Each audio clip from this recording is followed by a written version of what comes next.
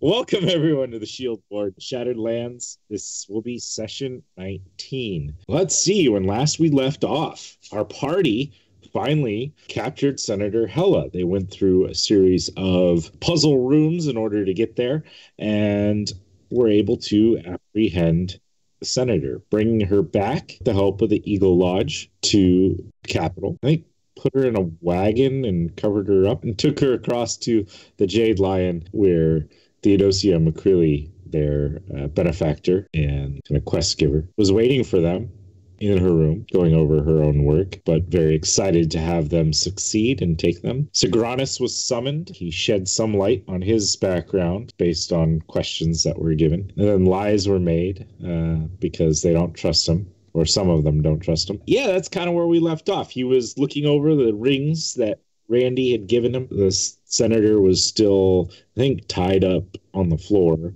bound and gagged.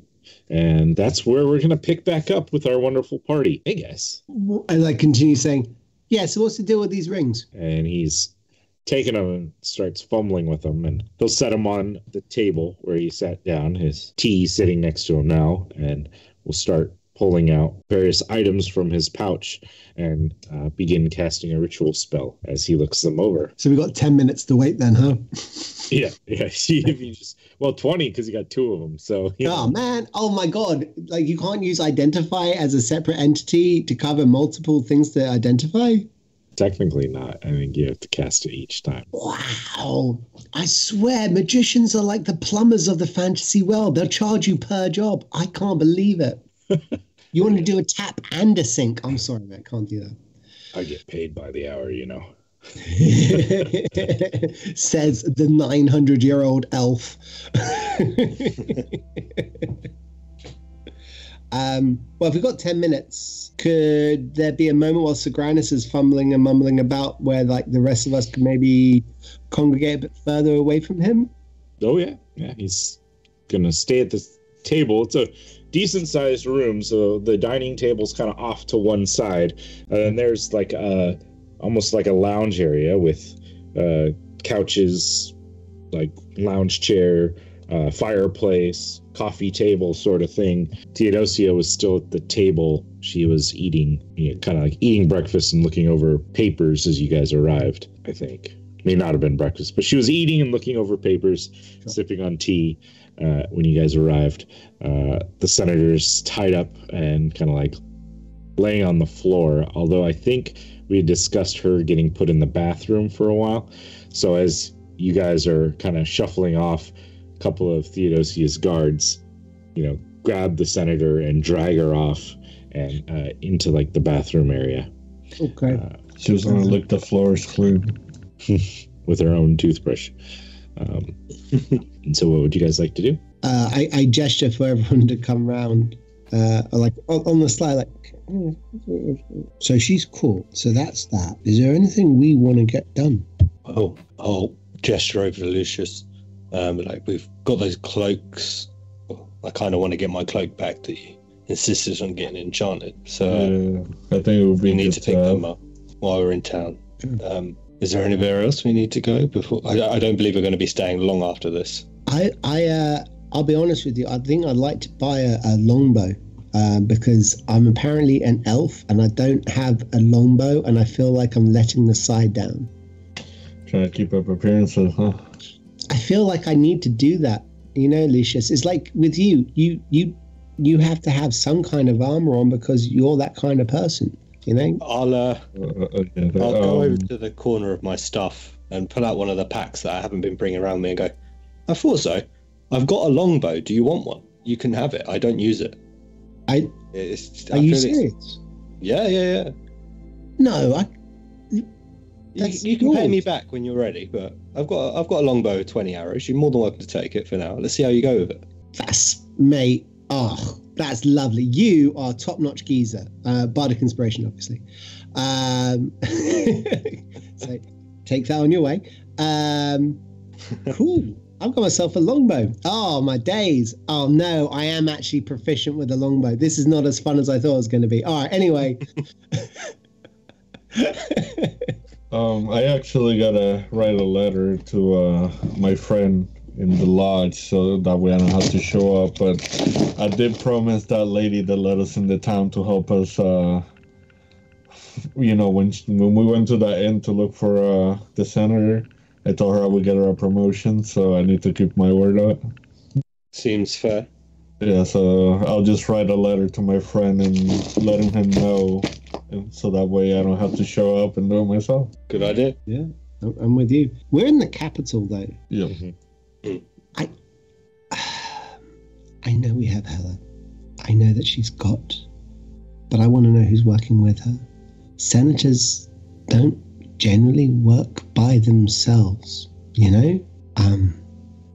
I'm going to head out, if I can. Can I head out to the Senate and take a look at Hustings records to see who's always voted with her? So the only issue with that is you're currently in the national capital, whereas she is more of a senator of the island, which you're in. Right. Which is not here. So here, what would there be in terms of records around her dealings? She would keep everything off book as much as possible from this island, but she was on this island. There's a reason for it, you know? Have we gone through all the paperwork we took from her bedroom that we found in the hole in the ground? A little bit. I pull it out again, the pieces that I have, which are... What do I have? Got 2 logbooks from the police station. Oh, God. Oh, sad faces. I still have that letter from a son to his father. And where are all my... Did I give up all of my documents already when I was... Pretty sure you handed everything over to Theodosia. Yeah. Okay, I was wondering why it's no longer in my inventory, and I had a little freak out moment. I was like, no! But good, I gave it up willingly. Hooray! It's not been taken by a sneaky DM. Yeah, just go in there. Nine. I should do that sometimes. I forget that's a bonus of using these group character sheets. I can just alter things at will. Just be like, in the night, all your weapons stolen. You know. How many guards are in this room? There's 2. They're currently moving back to their post, having put and locked the senator into. I would approach one with that letter for the guard captain of my lodge. And what can you give this to the guard captain whenever you have a chance? He nods and does a salute. Right, sir. No problem. And he'll glance at his fellow guard, who will kind of nod, and he'll leaving just one guard currently in the room. What sort of time of day is it now? We arrived early morning. Is it still breakfast acceptable time, so. or is it closer to lunch? I forget exactly where we landed on times, but I think probably late morning. Okay. We'll go with late morning. Sorry, I'm not as good at tracking the hours of the days. To be fair, we went on a solid 36-hour run. Yeah. Speaking of, you guys are probably rather tired. Yeah. Lucius still looks like hell. I didn't kill that senator. I don't care. Hey, Randall, I had a little idea. Maybe, I'm not saying right now, but after they question her and everything, maybe we can get access to her estate, and we can maybe go search her estate. Obviously, it's not here. We'll have to travel. But maybe that would be a way to find some more information about who she was working with. I thought about that, and I have a couple of issues with it. Not that... I think that you're thinking in terms of being an investigator, and I'm thinking about it being like a thief. Not that I am in any way, shape, or form, you understand. But I'm saying, she knew she was being chased, and we know that she's got magical abilities. I don't know if she's got the ability to send a message to her friends back on the estate. Notwithstanding that, if she hasn't, does she look like she's the kind of bird she probably doesn't have massive guards and wards and protections stopping anyone pretending to be her or even gaining access? I wasn't saying pretending to be her. I just say we raid the place. We have to kill a few people on the way here. Right, and sure, if they're bad people, I absolutely agree with you, 100%.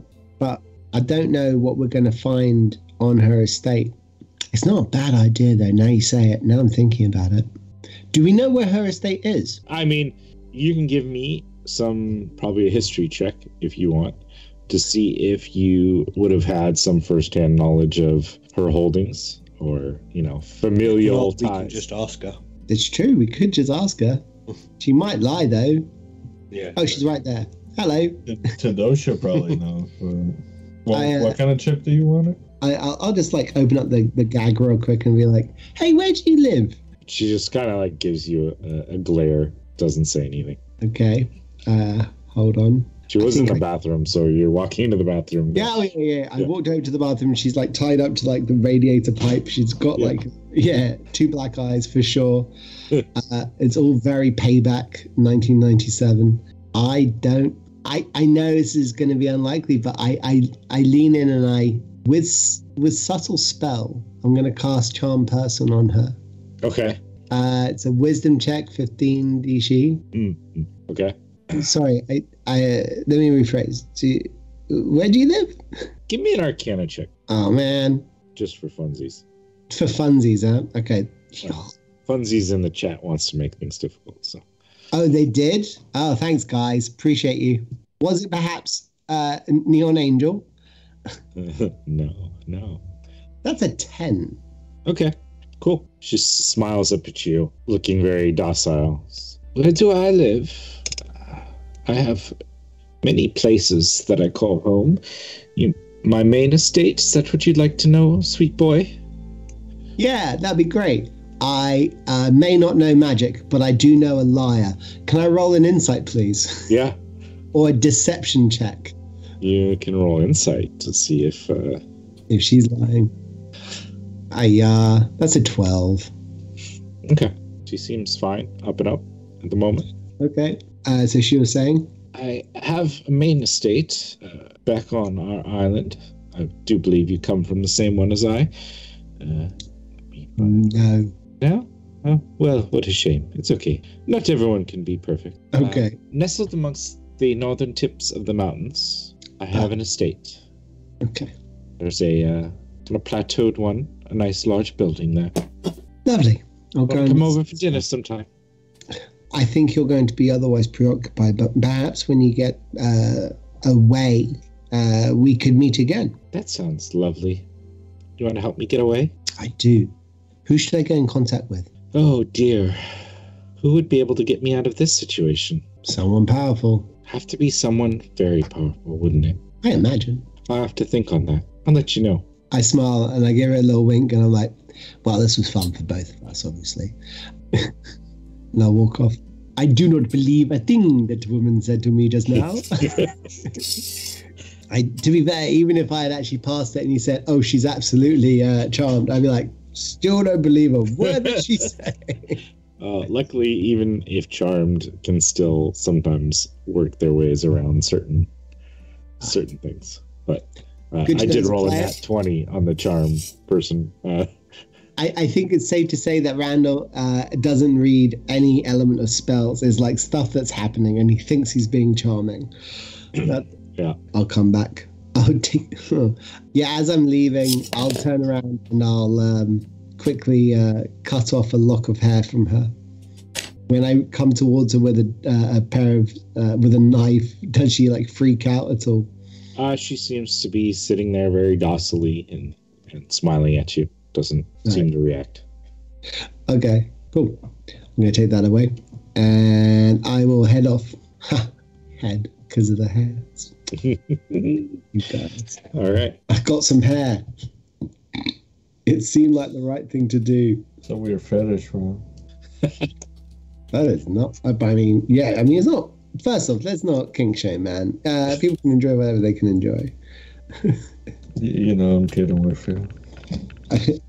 I'm thinking, please let there be a gnome grandmother waiting for him in his bed. Please let there be a gnome grandmother waiting for him in his bed. Again, wrong island. I know, but when he gets home. Yeah. All right. So you guys have done that. Sagranus will kind of stand. We're going to say about 20 minutes has passed between you guys discussing and messing with Senator Helle. So we have these 2 rings. First, let's see. This one and he pulls out, like, it's a smallish ring, but it's got what looks like a scroll, like a spell scroll sort of thing engraved on the sides of it, and on top is a ring. He will hand it over. This one is a we call it a sending ring. It allows someone to cast a spell like sending once per day. It needs time to regenerate its power, but a way for her or someone to get in contact with someone at far distances. So it's been used today, I'm assuming then, because the charge is used. It does seem to have been drained not too long ago, so it would have to be probably most of these regenerate with the new days. So sometime around dawn, you should be able to re-utilize it. Okay. I look over at Lucius like, told you. Well, I mean, she is crafty, so it took us a while to get her. Yeah, fair one. All right. Thank you, Squirtus. And I take those rings. Yoink. This other ring here, it is one that helps one avoid having their thoughts read. They call it a ring of mind shielding. Okay. Thank you, Squirtus. Of course, my pleasure. You guys have things to do here in the city, or are you departing quickly? I think we have some stuff to do in the city first. Why? When are you leaving? Still undecided, however, this prospect of a secret cache of my people's things has definitely inspired me to perhaps stick around a little bit longer. Theodosia and I probably need to talk a little bit about these events, and I'd like to send you guys with a little something for your efforts and for you finding and locating this lost sanctuary. But I didn't have it on me, so I'd like to be able to get it back from the hotel that I'm staying at. Oh, that's nice. Well, then maybe we should... Do you want to... You and Theodosia can meet us for dinner tonight? We could come back, see where we are, give you an update of what we found so far, and maybe there's a plan we can make afterwards. That sounds great. You want have a place of choice, or here, or... over. I look over at Pios like, do you have any ideas?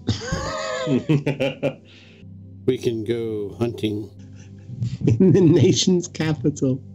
It will be an interesting venture indeed. We're going to eat pigeon and squirrel next to a pond in the town square. We're going to get arrested for breach of the peace on several levels. I'm not talking about hunting animals. I'm talking about people. Okay, right. I don't think we were going that way. I think you misunderstood the assignment. Yeah, we would look for food, for a restaurant. What do you fancy eating? I'm talking about reward. We hunt them, turn them in for bounties, and then we can feast. Yeah, you misunderstood. But we did the handing in this, and we're getting the reward. So this is we're at the feast stage. We did the other steps. It's happened, Piles. We're there. It is good to go on an empty stomach, though. What's the point of the other steps if you don't get to stuff your face and drink beer and make lecherous comments at random people? I'm with Randy on this one. It's been a long day, night. Lucius still looks pretty beat. He's got burn scars from lightning strikes and acid burns. Oh, yeah, I totally forgot that. I think, will you mind picking up the cloaks? And I need to get some rest, get healed up, and maybe I'll meet you guys back at whatever we're gonna eat. Sounds good. I can pick up the cloaks. Well, whatever it is, something greasy, I would say, for pies here. Greasy is not what I need. What we need is a feast hall that we can be merry and fight in. But we're going to be with Sigranus and Theodosia. I'm not saying that I can't see Theodosia going at someone, It can be a sanctioned feast hall where they have an arena, where it is an option to fight instead of a free-for-all. I think he wants a dinner and a show. Right. Sorry, I forgot that is something we actually did do less than 48 hours ago. That a lot's happened. We fought robot spiders. I'm just saying. That was unusual indeed. That was unusual. It was a lot. Have we told somebody yet about that? I didn't mention that. Are we? It's Sigranus right there next to us at this point. He would have. Maybe. Well, yeah, he was, because we were talking about where you guys are going to meet up for dinner. Yeah. So he hasn't stepped away. He's like right there, and like I'm like, good. He's got this slightly like interested look in, like, oh, what is this robot spider thing that we're talking about? Found just a big robot that was in the shape of a spider. It wasn't actually a spider, obviously. That's crazy, but just a regular, weird mechanical invention. I think that like maybe a guardian thing they had in the place. Yeah. Interesting. It was worthy of a challenge, indeed. All right. It was. Oh, it's dead now. Oh, well, good. That is good. I'm gonna do a quick insight and see if I'm just being super suspicious for no reason. I'm giving up on this feeling. I think I'm the only one that like trusts him. Apparently. This guy is gonna murder us. He gave me magical armor, so fuck it. Yeah, no, he's been an absolute dull, and yeah, it's just. So Randy's like, this is the long game. Give us cool shit. Give us answers to our questions. You never know, man. He could be like this super evil bad guy, and we're over here giving him all kinds of info and helping him out. I just feel like yeah. It's because he's an elf. I see how you operate. Yeah, no, I have a feeling. Anyway, so I mean, at this exact moment, Sigranus is looking at us, and we've just gone through that process. That's fantastic. All right, where are you going to sleep tonight, Nishi? Yes, do have rooms here if you wanted to take, because she has a suite, so there's like a main room, and then there's a couple of side rooms, and I think you guys had one room set aside for you guys as her shield wardens. Some of my stuff. Before I go, I got a question. He'll look at us, Sigranus. You got any items or spells that like make you lightning proof? Lightning proof. It seems like I'm really good at luring lightning. You know, the attraction, the lightning lure. Yeah, exactly. I may have something that could lessen the damage. When I gather my stuff, maybe I'll grab you something. It probably wouldn't be long term, but something you could use situationally. You know, you're going to ask a wizard to zap you with lightning or something, you could use it to withstand a little bit easier. Hopefully I don't have to do that again, but yeah. I mean, you probably liked it, though, I would imagine.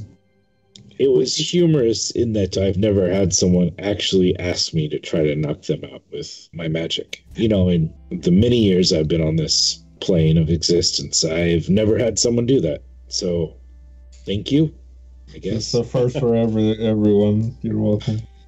Yeah, I would imagine not many people do. But all right, so I'll gather the stuff, and then I will meet you at maybe you should pick the place. Crispy Pig. Yeah, it's the barbecue place we went past. They do dinner and a show. That's a very interesting spot. Yes. We could do that if you. 100%. I mean, you guys are the heroes of the hour, so. Honestly, I think we owe you whatever venue you choose, and if that's it, then Theodosia is getting off light on the bill. So. We'll just take cash remuneration instead of the actual food. It's fine. Think of it like a gift voucher for future fanciness. Well, we can take a rain check on something a little more luxurious when time permits, I suppose. I'll be back. I'll meet you there, let's say, about 6 hours after midday. Where were we going? The Crispy Pig, according to your friend Hendrix. I did see a sign that they had pig wrestling. You'll like it. They got long trestle tables. Lots of space for people to hang out with each other. I mean, if you really want, you can wrestle your own boar, and then they'll kill it and cook it for you, too. It's quite the experience, so I'm told. I'll give them any ideas. We should definitely go to this place for sure. Told you, dinner and a show. Yeah. All right. He just doesn't know he's the show. BYOB, bloody your own bore. All right. Well, good luck. I'll be off. Thank you for all your hard work, boys. And he'll pat Randall on the back as he walks past and exits the room. What did he put on me? Is there a sign on my back? Does it say kick me? Probably put boogers on you. I'm like reaching over exactly where he touched me just to see if I can feel anything at all. It might be magical. That's not better.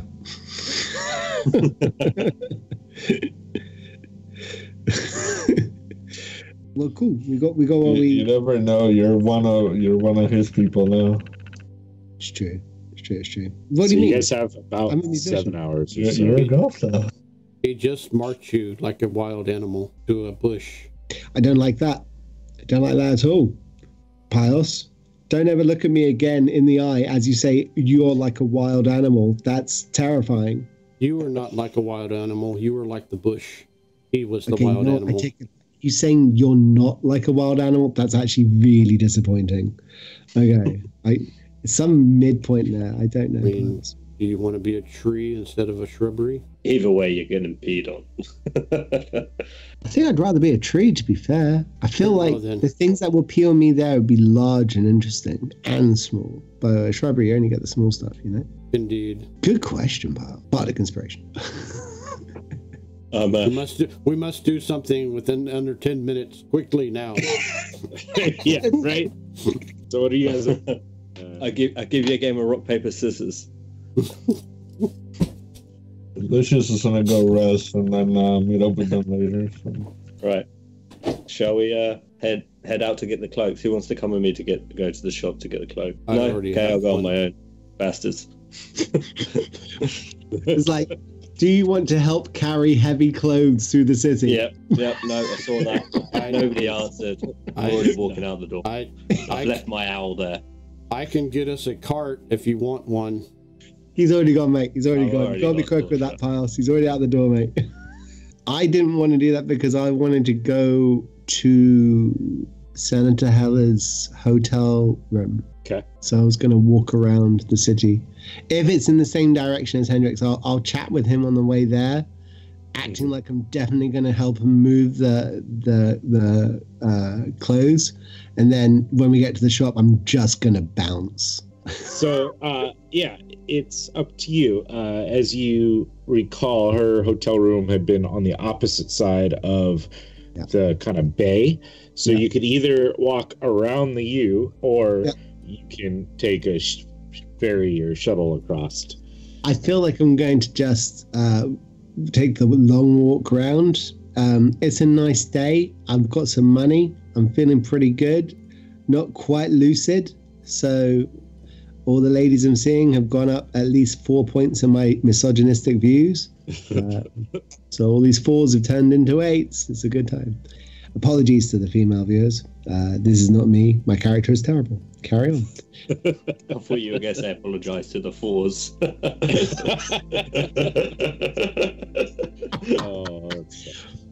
No, I wouldn't say that. No, never say sorry to a 4. What am I doing? I'm not feeding into this. Terrible storyline. Let's move on. Yeah, move on. Memory wipe, the last 5 minutes. Good stuff. So I'm just going to walk around the streets because it's a nice day and no other reason. So you guys are heading out. You catch up with Hendrix. Pios, what are you up to? I think we've left her behind, right? Is she still tied up to the radiator? I mean, there's not really radiators here, but yeah, she's tied up to something in the bathroom. Yeah. Did we leave her by herself? In the bathroom, yes. No one's currently using the facilities with her. I think Pius is actually going to stay behind and guard her. Okay. And just make sure, like, no one... Yeah. Are you going to sit in the room with her or right outside? What's... I mean, does this room have a balcony kind of idea, or... Yeah. It's like a luxury suite in a hotel sort of a thing. So there's like 3 bedrooms. There's the large dining area that's kind of attached in a great room style with the kind of like a living room sort of thing with a fireplace, a balcony juts off of that, and then there's a couple of rooms, one for like the guards and one that you guys have taken over. Yeah. I think Pius is going to definitely do that, and gonna whistle for his animal to come help wherever I put it. Yeah, Phoebus lurks in the shadows, follows Pius. So yeah, and we're both gonna guard the room. So, cool. Again, inside of you guys are staying out. You're just guarding the exterior. Yeah. Well, yeah. I think we're gonna kind of watch if we can get an eyeball on like the balcony and the front door. I guess then kind of do it that way. So and Phoebus is a giant badger, by the way. So. Mm-hmm. Yep. How giant? I mean. I think it's just a badger. Yeah, it's giant to him. Yeah, it's like dog size. Yeah, well, it's a medium-sized beast. So I actually have it on my character sheet. Pretty big for comparatively to. Wait, it's a medium beast and you're a small character? Yeah, I can ride it. You can ride Phoebus? You can ride a giant badger into battle? Well, haven't you been doing this the whole time, man? What the hell? They only move 30 feet. Horse runs faster. Don't they move faster than you? No, they move faster than you actually move. Well, I run. I only move. They move only 5 feet faster than I do. So. And since he's a rogue, he can bonus action. Sneak advantage. Thanks. Yeah, I got all kinds of movement compared to the badger. So. God, I need to be a halfling again so badly just so I can ride a giant badger. All right. So. Pius is standing guard. So, Hendrix and Randall, you are walking through the city. At this point in the day, it's fairly busy. There are, it's a capital city. It's also during this time of mourning for the senator, which means there are games and festivities to kind of honor the life of someone who was important to the state. Okay. So the senator that died is a senator for just this island? No, he was a senator for your other island. He was also, though, previously like one of the representatives that would be sent to the main capital. So he's known outside of the city, but he is aging and is kind of settled down more to be just for your island, Vassos. Right. And it's one of those things like they don't need a lot to decide they're going to hold games and parties. And this is just another way to kind of show, especially when it's something tragic, like he was murdered. And so therefore it's kind of this show of solidarity sort of thing to come out and support the senator and the king of that island and all the people therein. Right. Very well. Okay, so people are getting on with it in a way, and they're just taking it as an opportunity to have a good time. Yeah. Okay. Yeah. I mean, most of the people probably don't even care or know him. It's just, someone died. They're having games. They're having, more than usual. There's that guy on the corner selling another set of T-shirts that are suited for this exact moment. And that's crazy that he's got stocks of 500 T-shirts ready to go with this.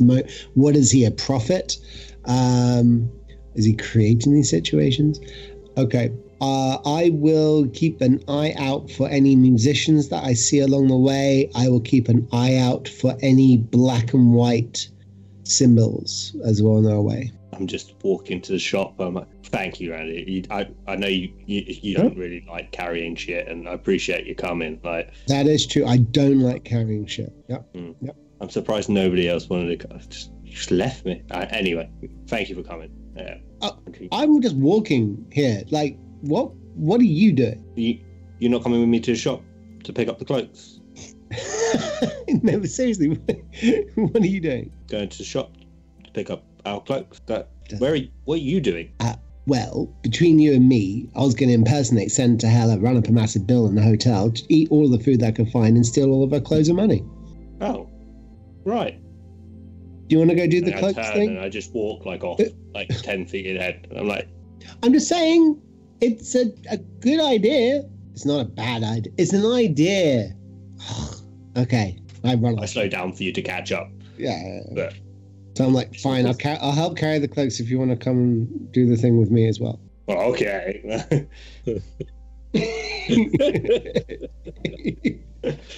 Put it arm in arm, like the two couple of girls from like the 1970s show skipping it down the street. Nice. So you reach the Dream Blade not too far after this, which is kind of situated across from a kind of Central Park style area where there's like a small lake, trees, grasslands, and everything. So it's like across the street from that, amongst other shops and such. So you step in to the Dream Blade, and let's see, you see a male dwarf kind of like sitting back behind the counter, currently like polishing a set of armor. He looks up. Oh, hello. Oh, wait. That's right. You're the ones that were buying all those enchantments and such. We have some cloaks for you, right? Yes. Yeah. We had some on order. Just come to collect them. I believe we paid in advance. Yeah. You did indeed. Get to use those thieves' tools I got for you. And he's reaching down. It's a familiar gentleman. You'd recognize him as the husband of Lucinda, the shopkeeper, who normally runs it.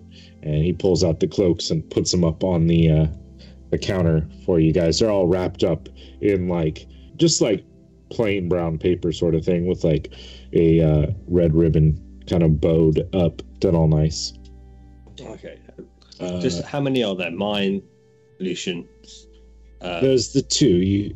You got two. Yeah, your little friend. He the weird one with the badger on his shield. He got those really nice elven ones with the boots and everything. You, and he looks over at Randall. You said no cloaks for you.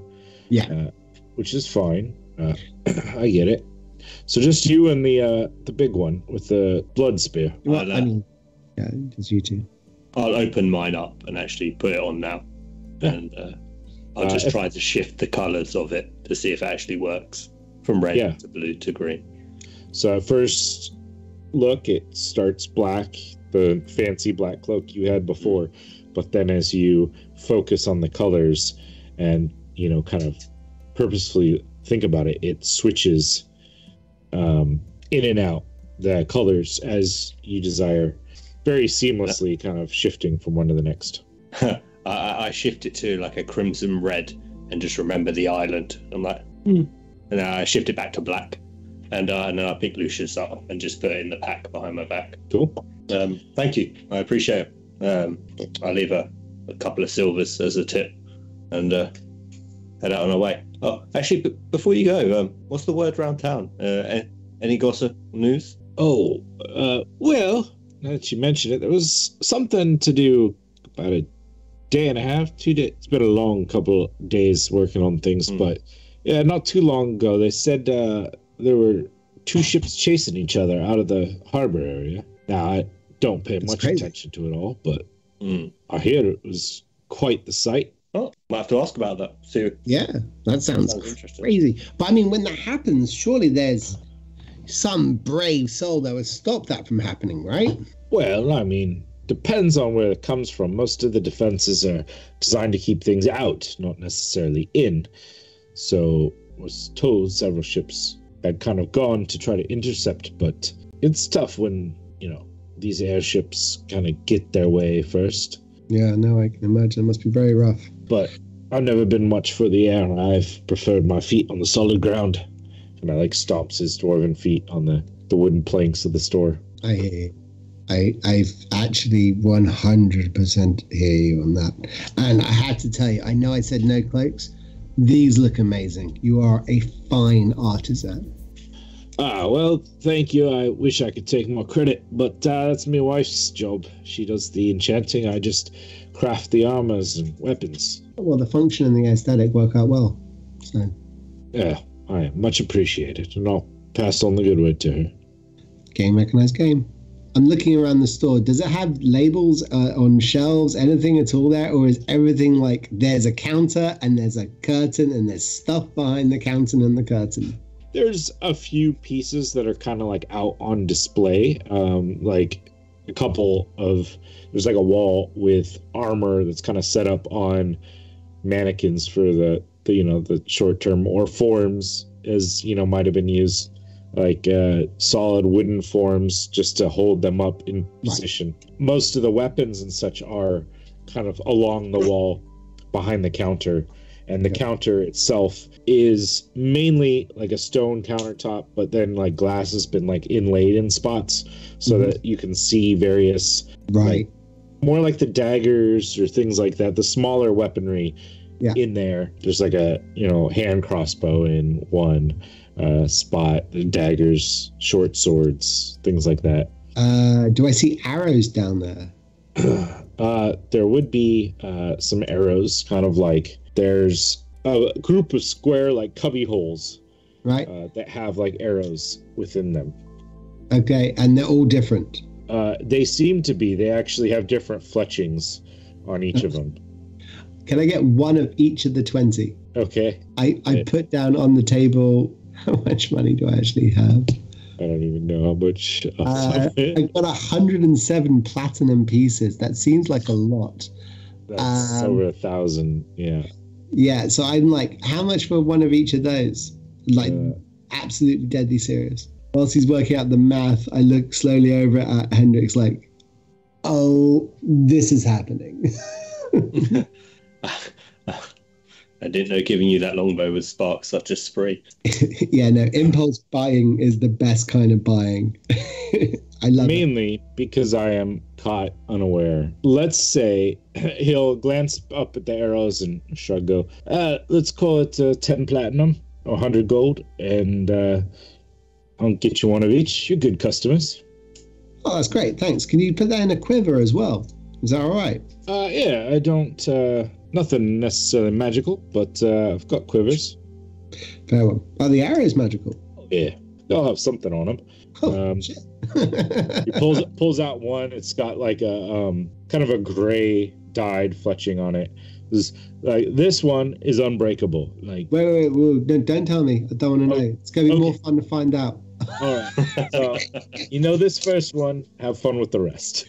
Thank you. Unbreakable. He puts 20 into the quiver, and let's go with the pure 1d20 roll on whatever the hell comes through. I'm fine with that. Sounds great. All right, I'll make you a list for the next time we play. Chaos. Let it be. All right. Yeah, Randall doesn't have a plan. Does he look like the kind of guy who would have a plan? Cool. Do you want to go do my thing? Yeah. So talk me through it again. What is your thing? As we leave the store, I assume. Yes, good idea. In the open street, surrounded by all the citizenry that we can have there, I will be saying the plan of casting disguise self on myself to make myself look like Senator Helle, and to then pretend to be her, say that I need my key for my room, and that I need for a tailor to be sent up and to be charged to the room. You, my friend, we're going to get looking good. Was her swordsman Marcus? He was on this island, right? Yeah. What happens if people talk that he's been replaced? And I stand there with my chest puffed out. Hopefully, he might be so upset, he might come into the room and demand to know why he's been fired. Could be an opportunity. I think that's a great idea. 100%. I will celebrate that fact when I am getting my tailor to come up to make sure that everyone knows I can seem 1 foot shorter. All right, fine. Do I fit within the framework of Helle? Sure. I'd say you could probably get in there. Like, yeah, that's fine. All right, fine. Close enough that I think you feel people won't be. Okay. Then I will cast Disguise Self when we're about 2 blocks away. And I'll have him walk up next to us, and we'll go on in and do the thing. What colour are your clothes? The same clothes that Senator Helle was wearing 2 days ago. So that is in my head, I had her wearing like this is going to sound really weird, but I had her wearing like a moonlight blue wrap-round shawl toga, but it had set within it a print of silver constellations that traveled down around her. I have no idea why I had that in my head. At no point was that said. That's true. That was not said. I'll match the dominant colour of the cloak. Just you're so definitely welcome. Yeah. You're welcome to make whatever outfit you wanted. I will go with something that I believe Senator Helle's true lifestyle would be, and wear something similar to that. Tied up, tight bun, obviously. I'll be like, quick, hold my arm. And like have him like carry me in like a lady, you know what I mean? Be hanging his arm. So you enter Arya's rest. There's the couple behind the kind of concierge desk or the front desk sort of area, and they smile as you walk in. Oh, greetings, Senator. It's so good for you to return. We thought when you left the other day that we'd not see you for a while. Well, when you provide such sumptuous customer service and quality of goods, one must spend just one more night.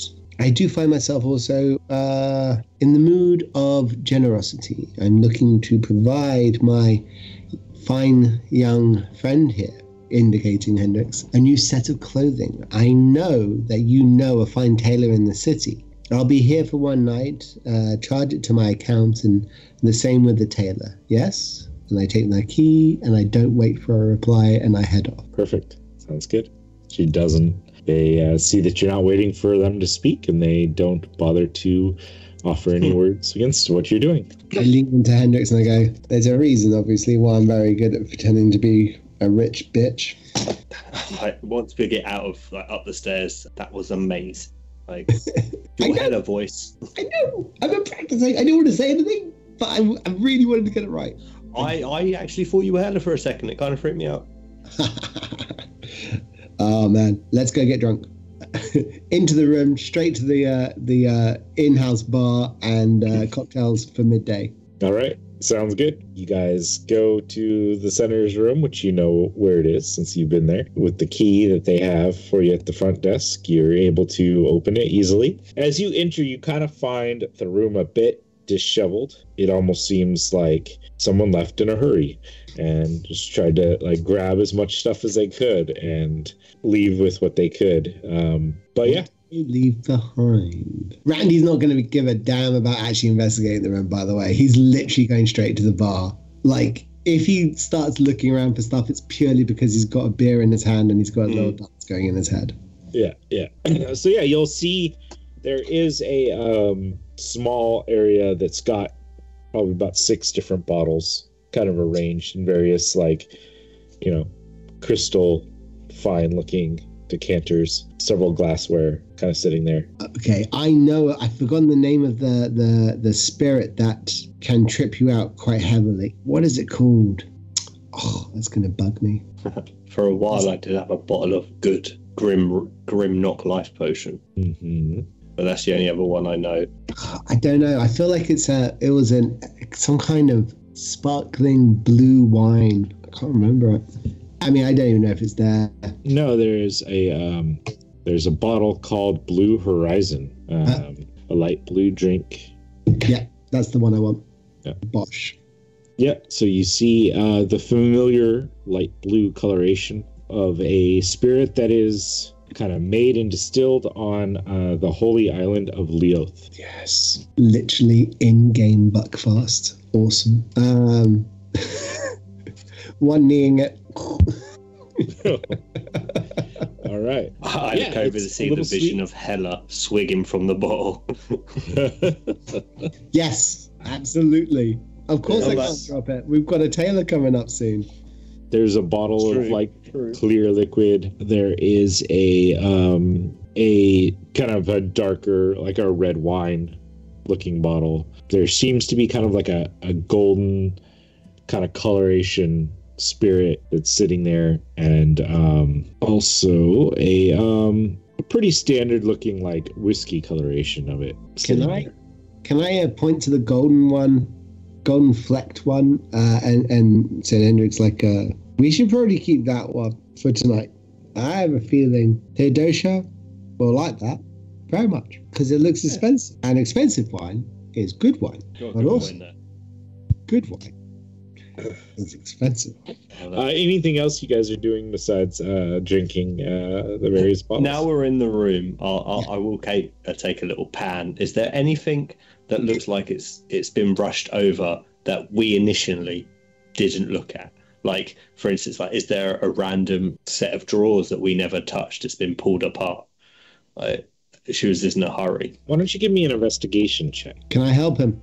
Sure, if you're actually helping. I mean, I'm like, what about over there? What do you mean? Do you already look over there again? I have a feeling. All right, I'll be like, what's wrong? When we were here, did we go through this? Bear in mind that since we've done that, she's now nicked as much as she can out there as quickly as possible. Yeah. So the question I have is, she didn't leave by herself. She had servants. She would have had help moving stuff out, you know? She at least had one other person. So looking through here, she might have left one or two pieces of paper. I see what you're doing. I giggle and I drop to my hands and knees and I look under the bed. There. I got a 13. So. Oh, was that with my help? Yeah. We suck at looking at stuff. Yeah, I mean, it's tough to say. Everything's been moved about. There's not like a specific location that you guys did a pretty thorough search last time anyways. Yeah. So there wasn't much you felt would have been left over, but there are definitely, various things open, papers kind of strewn about, but just kind of looking through, doesn't seem to be much of use that you would find over and above what you had already kind of found. Any money, any jewelry, working on the basis that if she's doing a runner to get out of there quickly, she knows she can leave that stuff in the hotel room and I'll have it sent for her afterwards, you know? Yeah. So you know the spots that you found before that things were hidden at. Going back to those locations, you see that those locations seem to have been emptied. So you don't really see anything of great value there. There was a chest with like jewelry and such that you had passed over, not wanting to steal from the state. That seems to be emptied. Yeah. Regrets? I have a few. It's fine. Next time you see a safe, Dave, take everything. All right. Okay. And after not too long of you guys kind of looking about, you hear a knock on the door. It's kind of gentle, like tap, tap, tap. I say in Helle's voice, who is it? Oh, sir, it is me, Baron Verstadt. You called for a tailor. I opened the door and said, did you call me a sir? Oh, sorry, ma'am. Through the door, I could send someone else if you really wanted, but no, you're here now. Come. I'm sorry. They didn't. They said it was fine, for a gentleman. Fine. I'm in a bad mood. It's not your problem. My problem is this. And I point at Hendrix and I go, he looks great. I need him to look fabulous. I have less than 2 hours. I will pay you anything out of the hotel coffers. They will charge it to this room. Make this man look like the most fearsome warrior there is, for he is Senator Helle's new personal bodyguard. Oh, well, congratulations, sir, might I say. It's so good. And if you do say, I brought a cart of things. Less that, more that. Yes, sorry. And so he grabs a cart and he drags it in, and it's like loaded with various fine cloths, various textures, various patterns. Some are just solid colors. So, let me see. You look beautiful. What colors are we looking for? Are we looking for this lovely blue, like your benefactor here? Or are you looking for something more subdued, something more... He is not going to be a shadow of me. He is a beacon unto himself. His own colors and are going to be his own banner. As he should, of course. I will ask for one slight proviso. Can you make sure that the cuffs are black and white checkers, please? No reason. It's a lovely motif. It works well. Yes, we can do that. And I see you have this rose thing going with your shield there. Is that something we want to carry over into the clothing? What colors do you want? Completely out of my comfort zone. I sort of look back at Randy Helle and I'm like, Yeah. Warwick, I need you to present him with weapons, defensible finery. I think you understand the kind of cloth to which I speak. One that appears to be nothing more than just a simple shirt, but can provide the turn against the blade. He must be able to walk within high society and everyone to know immediately that he is not a person to be treated as a sellsword, but rather as a master swordsman. Quite right. Quite right. All right. As he turns back to you, I look behind and I give you that. Again, as Senator Helle. All right, sir. Then, do you have a color preference I can start with? I can of course do all the things that the wonderful senator has asked, but is there a look that you desire? Do you like the more modern, high collar, no actual, the collarless, but kind of goes up a little bit on your neck? Do you like something more traditional, military style, double-breasted? What are you thinking? I'm not a fan of the military look. Okay. I look at it like an example of this collar, and I'm just like, will I be able to breathe and move in it? Well, of course, it is the finest. I'm in your hands. I trust you, and it sort of. I do like the idea of having the rose somewhere on there. Of course. And the dark black and white checkered cufflinks. Of course. I'm not sure. So, I've got. We can go with the subtle green and kind of emphasis that of the stem of the rose, and I can incorporate some red elements into areas, a rose symbol upon your breast if you desire. I could go with a purely dark, then it would be even more contrasted by a blooming rose, perhaps. I could work in thorns into the various stitch work on the seams of it, if you desire. We could Hendrix is just nodding yeah, this all sounds really, really good. Or I've never had let's clothes say made for me before. You might look fabulous in a wonderful pink, kind of fully embrace that rose thing. But wow, I look over Hendrix real quick at that point when he's talking about pink, and I'm like, I'm trying to remember, what was the name of the sellsword? What is that guy? Marcus or Mark? Say again? Was it Marcus or Marcosius? Yeah. Marcus Del Torino. Del Torino.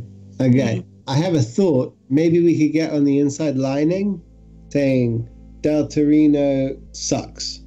Just written, stitched in bright pink. Just so next time you see him, you could just do one of those across the room and then just close up. I think that'd be hilarious.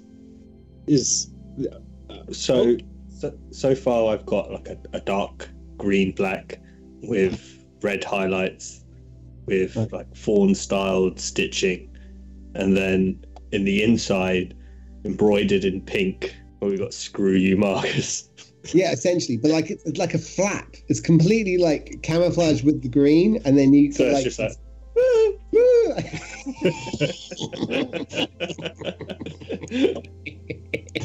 to Hero Forge I go. Right? No. All right then, that's fine. All right. That's fine. I mean, we can whatever you want. Taste, nose, no bound. I always say yes.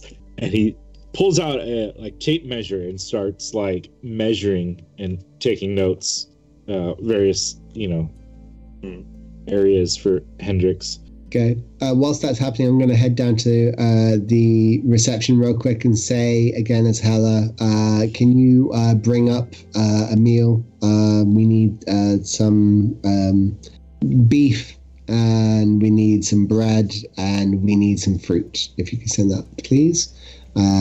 Nothing too much. And if you could also make sure that Mr. Del Torino is now cut from my markers throughout the city. Please spread that word. All right. Yes. Question. You normally send down your servant girl. I saw her leaving this morning. Is she going to be returning to look after you, or do I need to find you someone? There was a death in her family, so she's away for the day. I'm a kind mistress. But yes, a substitute would be fine.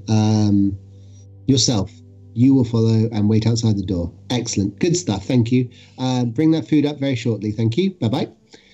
Give me a deception check. No.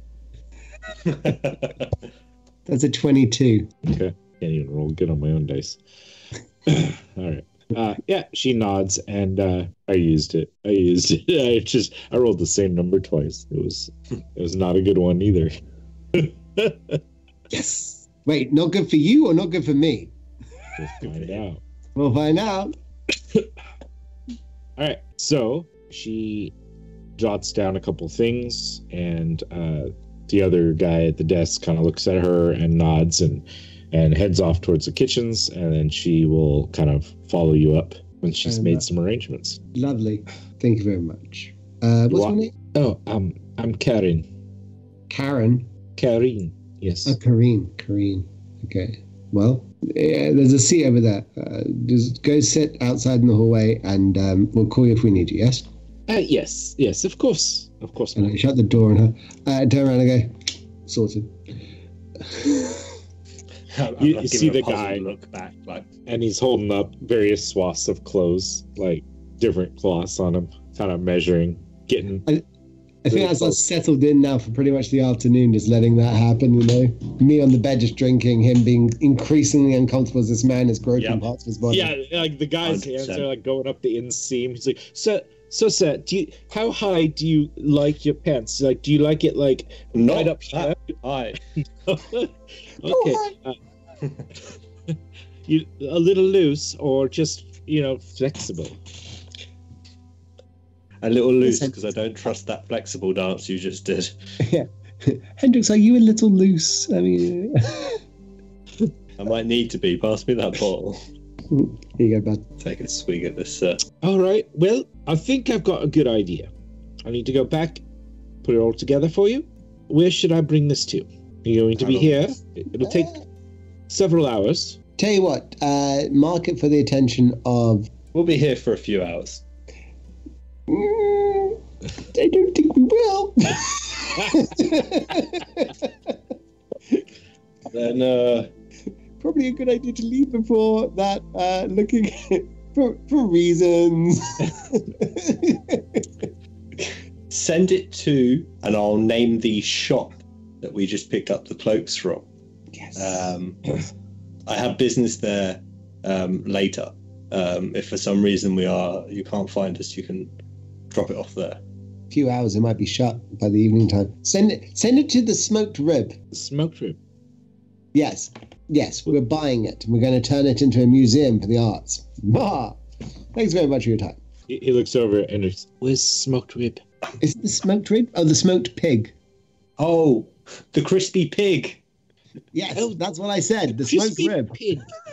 Why? That's an interesting. I heard they do good smoked ribs, so I think I just skipped straight to the menu items. I won't lie. I think I just ignored like the first part of the pamphlet and went straight to smoked rib. Tell me more. Smoked rib place. Now the pig. Right. More smoked rib. The crispy pig. I could never deliver. I can do that, of course, for you guys. I can do that. It'll be lovely. Don't worry about it. Thank you very much. It'll be fabulous. And he'll kind of pile up things back on his cart and kind of push it out. Cool. Drink, take the gold bottle, take the brown bottle, contemplate pooping on the bed, decide not to, and then leave. You turn around and see me already doing it. I feel bad now. That's fine. It's fine. Well, I'm not going to clean it up. No, obviously. I mean, that's... Right. Yeah. This is where we've gotten to, huh? There's a genuine moment where two guys realize we've drunk enough that we're just now staring at the fact that one of us has actually pooped in front of the other in a place where you should not be doing that at all. I like get a pillowcase and lay it over the top, pull the bed sheet back over. Oh, God. You're awful people. Not bad. That's actually worse. It's worse. Shall we... Yeah, we should have left maybe 5 minutes earlier, I feel. Let's not tell anybody about this bit. Yes. Let's go. Okay. I'll go ahead of you, open the door. I assume you still looked as like Helle.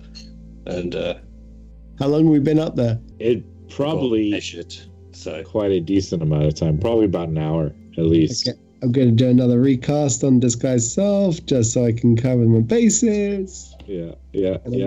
Walk on out. And I'm going to leave 5 gold pieces at the desk. All right. I ignore Kareen, who's left on this chair outside as we walk out. I don't even regard her in any way, shape, or form. I just literally toss 5 gold pieces onto the desk and I walk on out the front door. All right. Seems on brand.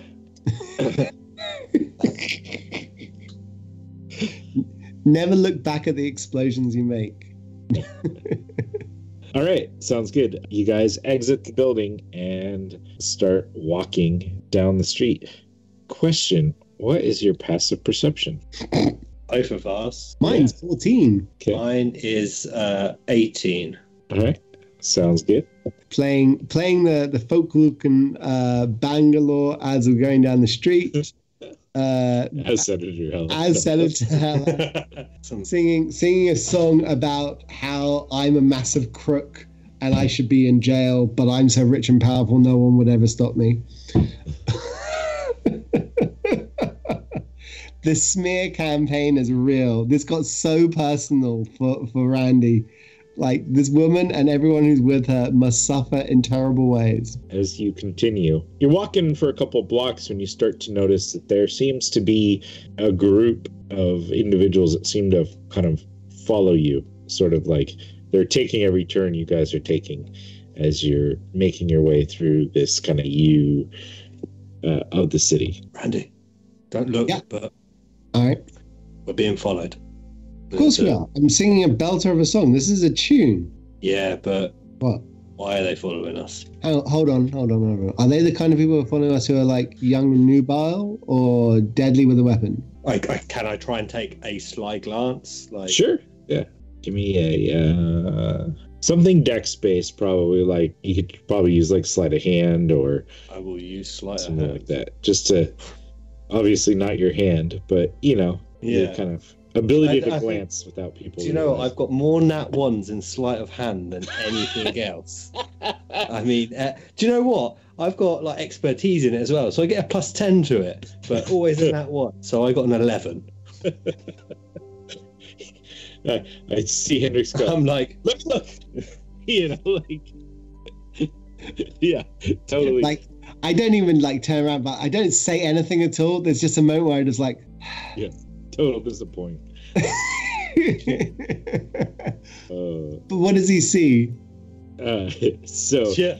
he spots a group of fairly decently armed individuals with what looks to be like browns and basic colors that are made to almost overly look like commoners.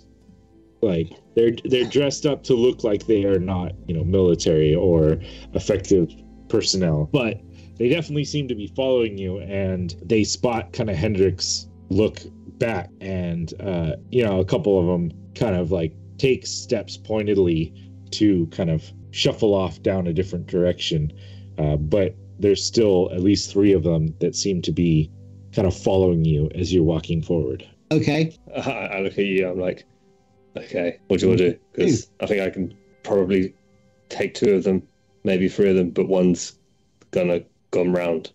Oh, I can kill all of them straight away. What's your point? I like take a little step back. Then, do you want to confront them or continue walking? I then look at you and I go, well, I say that. Normally I could. I've not taken any kind of a rest. I'm a little bit tired. I won't lie. Can you become invisible? Can you make me become invisible? Because if I the can. answer's no, so's mine. I can. I can absolutely do that. Okay, I'm going to turn you invisible. You go and get the guys as quickly as possible. I'm going to distract them. I'm just thinking. As I say that, I'm pulling out one of my potions of healing and I'm drinking it. Sounds good.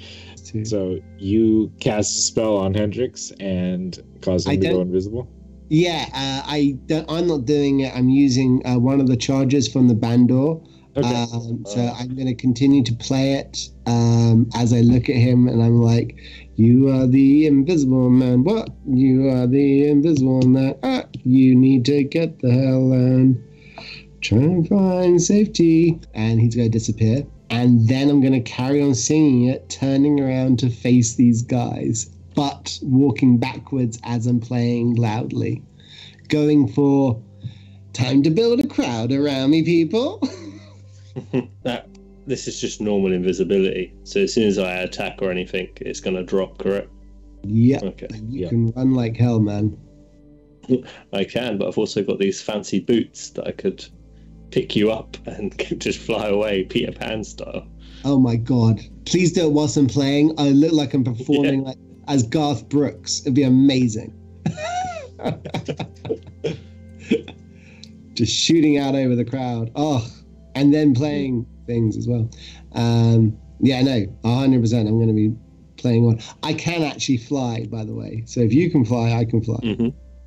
Okay, in which case, I'm going to let you get away, or get on your way with your boots first of all. Get a sensation that you've got like a good minute head start. So I'm going to sing and play whilst I'm waiting on it. Okay. I'm hovering, invisible, above the crowd, trying to spot this fourth guy that left the other one, just to make sure we got eyes on everyone. All right, give me a perception check. With advantage because he's at a heightened area, so he's looking down on the crowd. It's a 19.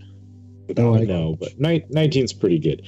You actually spot, as you're looking around, taking in the area, it seems to be off to the sides in these two alleys. There's on either side of you, there seems to be individual on either side. And as you kind of look around and take stock, there also seems to be two more waiting further down the street from where you currently are, in the direction that Randy's kind of walking. Unaware of all of that. Yeah. I can use... I've got message as a cantrip, haven't I? Yeah. So I can just Cast a message spell. into it. You will drop out of I thought it was... invisibility. Is it... Yeah, if you do that, you're going to become visible. I Just thought so it was you an know. attacking spell. But is it just a spell in general? Oh, If damn. you, just cast a spell, period. Invisibility drops. But I can speak normally. Yes, you could Okay. talk. Just, hey, there's guys out in front of you. Yeah. I'm like, there's more behind you. As I And I past and I him. do like a slow sweep with the guitar as I turn around and do a 180 and I go, oh shit, I see them too. There's fucking thousands of them everywhere. What the hell are we gonna do? We're pretty damn screwed. I wish I hadn't started this feud. Oh shit, dude. And then I'm just gonna cast Fly, and I'm gonna be like, "Take me away, Lord, take me away!" And I'm just gonna zoom off. All right. Wow, that's a lot of charges for Fly. Wow, they get you. That's where they get you. They get you. They give you the other stuff for free. I can carry you if you want, so you continue playing. No, I can carry on playing and fly. Like, me doing that is all good. Actually, I say that, it's only one charge. I'm wrong. Okay, it's all good. Yeah. So we're going to fly out into the horseshoe space. Okay. Into How long the does airspace. fly last? An hour? Yeah. Yours just goes for a certain amount of time because of your boots. But all right. Cool. Yeah, you guys fly off there, and you kind of see them look up at Randall.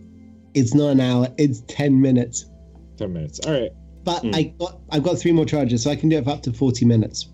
Okay. Yeah. So you see them kind of look up at Randall and start to scurry and kind of chase off in the direction you guys take. But it doesn't appear that any of these guys can fly. And as you kind of go out over the harbor area, the open air space, they kind of seem to fall back and slink back into the crowds. It takes a little more than 10 minutes, but probably not astronomically to fly, over an area. So you kind of get to a point where you start to lose it, and you feel it, and you're able to kind of like strum your instrument again and cast it one more time. And with that, you're able to kind of get back and make it back to the other side of the island. What would you guys like to do now? Book it. All right. Cool. Heading back to Theodosius, or Yeah, like there's nowhere else to go, right? just checking? I don't know. Yeah. Never know with you guys. I got nothing else to do. Run home right. to mum. We're definitely in trouble. So as you guys head back to the Jade Lion, where Theodosia is and where Pius and Lucius are relaxing, we're going to take a short break. I think it's a good time for a bio break and everything. So thank you so much for those in chat joining us. Thank you for introducing obstacles and such for the wonderful players. And they had Fly. I was going to have to give it to them on that. So anyways, thank you guys, and we'll be back. Let's aim for like maybe 15-ish minutes, and we'll be back to continue on the game. Cool. All right. We're back. Thank you so much, guys, for joining us for yet another XP Guild show. If you are enjoying this, please do us a favor, click like, subscribe, hit the bell notification if you want to be notified when our next show goes live. Feel free to drop us a comment. We'd love to hear from you guys, hear your thoughts on the show, or anything else you want to talk about. I'd like to take a quick moment to say thank you to our friends over at Hero Forge, a Sky Castle LLC product. We are not sponsored by them, but if you're looking for great custom miniatures, check out HeroForge.com. They've been so kind to let us use their art, as many of the miniatures and artwork that we use come from their website with their permission.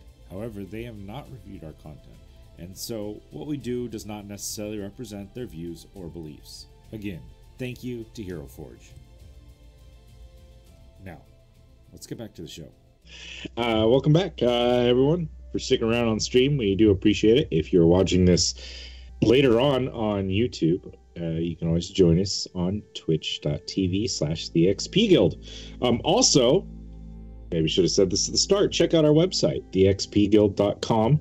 It's got links to all of our socials. It's got some of our videos on there for you to pick up, link to the podcast, ways to email us directly from there, so that if you have questions or you want to join the Discord, we'd love to open up to more watchers joining our Discord to talk about the shows and to ask people what the hell they were thinking when they're pooping on a bed, or whatever you want to ask us. We'll be there for it. But without further ado, is everyone up to besides dropping Skype? So we've landed, and we know that. Can we see them in the distance coming through? You probably would have tried to fly far enough away that they'd have a hard time spotting where you land, and therefore you also are going to have a hard time seeing them, but you're pretty certain with the route you went. I mean, they can figure out the direction you guys went easy enough, but you don't see anyone who was able to like trail you along the docks well enough to know exactly where you guys landed. Okay. Are we flying side by side? That's up to you guys. Hendrix would be invisible the whole time. Unless No, we wouldn't. I realized actually he would not be, because fly is a concentration spell. Yeah, that's right. Yeah. Yeah. I knew that, so. So true. As soon as I started flying, you were like, oh. Flying next to each other. I'm pretty weak right now, and I don't have a lot of spells. I probably could do some damage from distance, but I wouldn't be any use in the melee fight. We need to wake up Lucius and get Pius, but we can't have them know where we are. I left my owl there, so. Perfect. Can your owl speak common and they can understand the owl? Yeah, it's going to work out great. I scratch my head and go, you can understand common, but actually speak it. Is it at least very good at charades? But Pius can speak with. I have a feeling that this memory of Pius speaking with animals. So, okay. Exactly that. Yeah. Okay. Then tell them to come meet us. Get them to meet us 1 mile north of Theodosia McCrilly's at the nearest harbor to that point. Get to that dock, okay? I relay the message. And we should head to there. Via owl. Okay. Is there a boat or a ship, like a skiff or anything larger that can carry 4 or more people at any time? Yeah.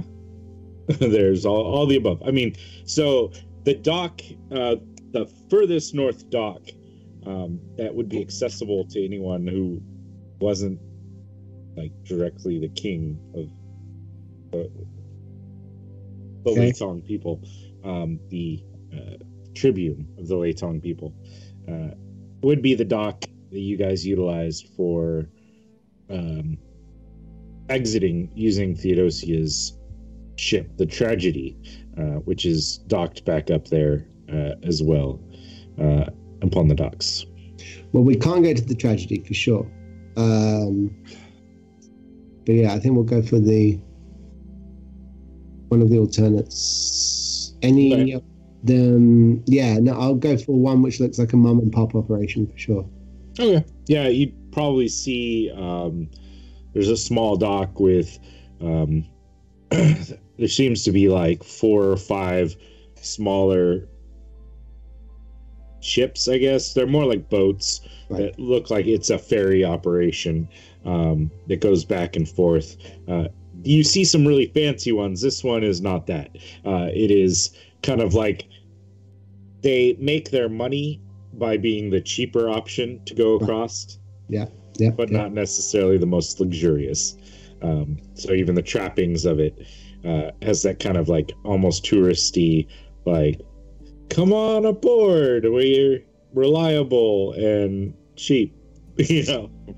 I have transformed in this time period back to myself. Well, the elf form of me. And I will look at Hendrix and say, maybe work the entrance up the dock for the pierway so we can actually see the guys coming through. I'm going to talk to this guy on the boat real quick. Okay. I look at this guy real quick. On the huge off chance, does this guy have black and white? Sadly not. Okay. Give me perception though, just Sure. see what we see. See what we see, guys. Who knows?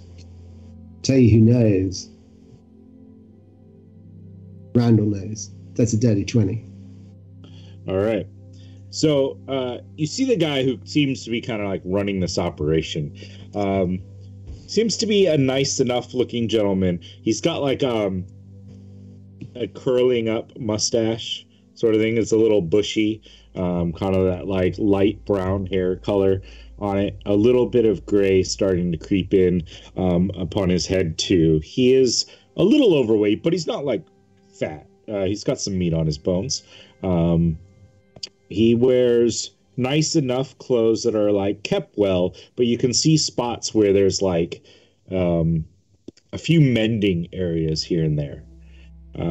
However, nearby you do see a teenage girl with similar kind of light brown hair that's been pulled back into 2 braids that are then like kind of interwoven together. She's wearing pretty similar, like sturdy, nothing too extravagant, like leathers that's as close to an imitation of like the naval style of outfit as possible.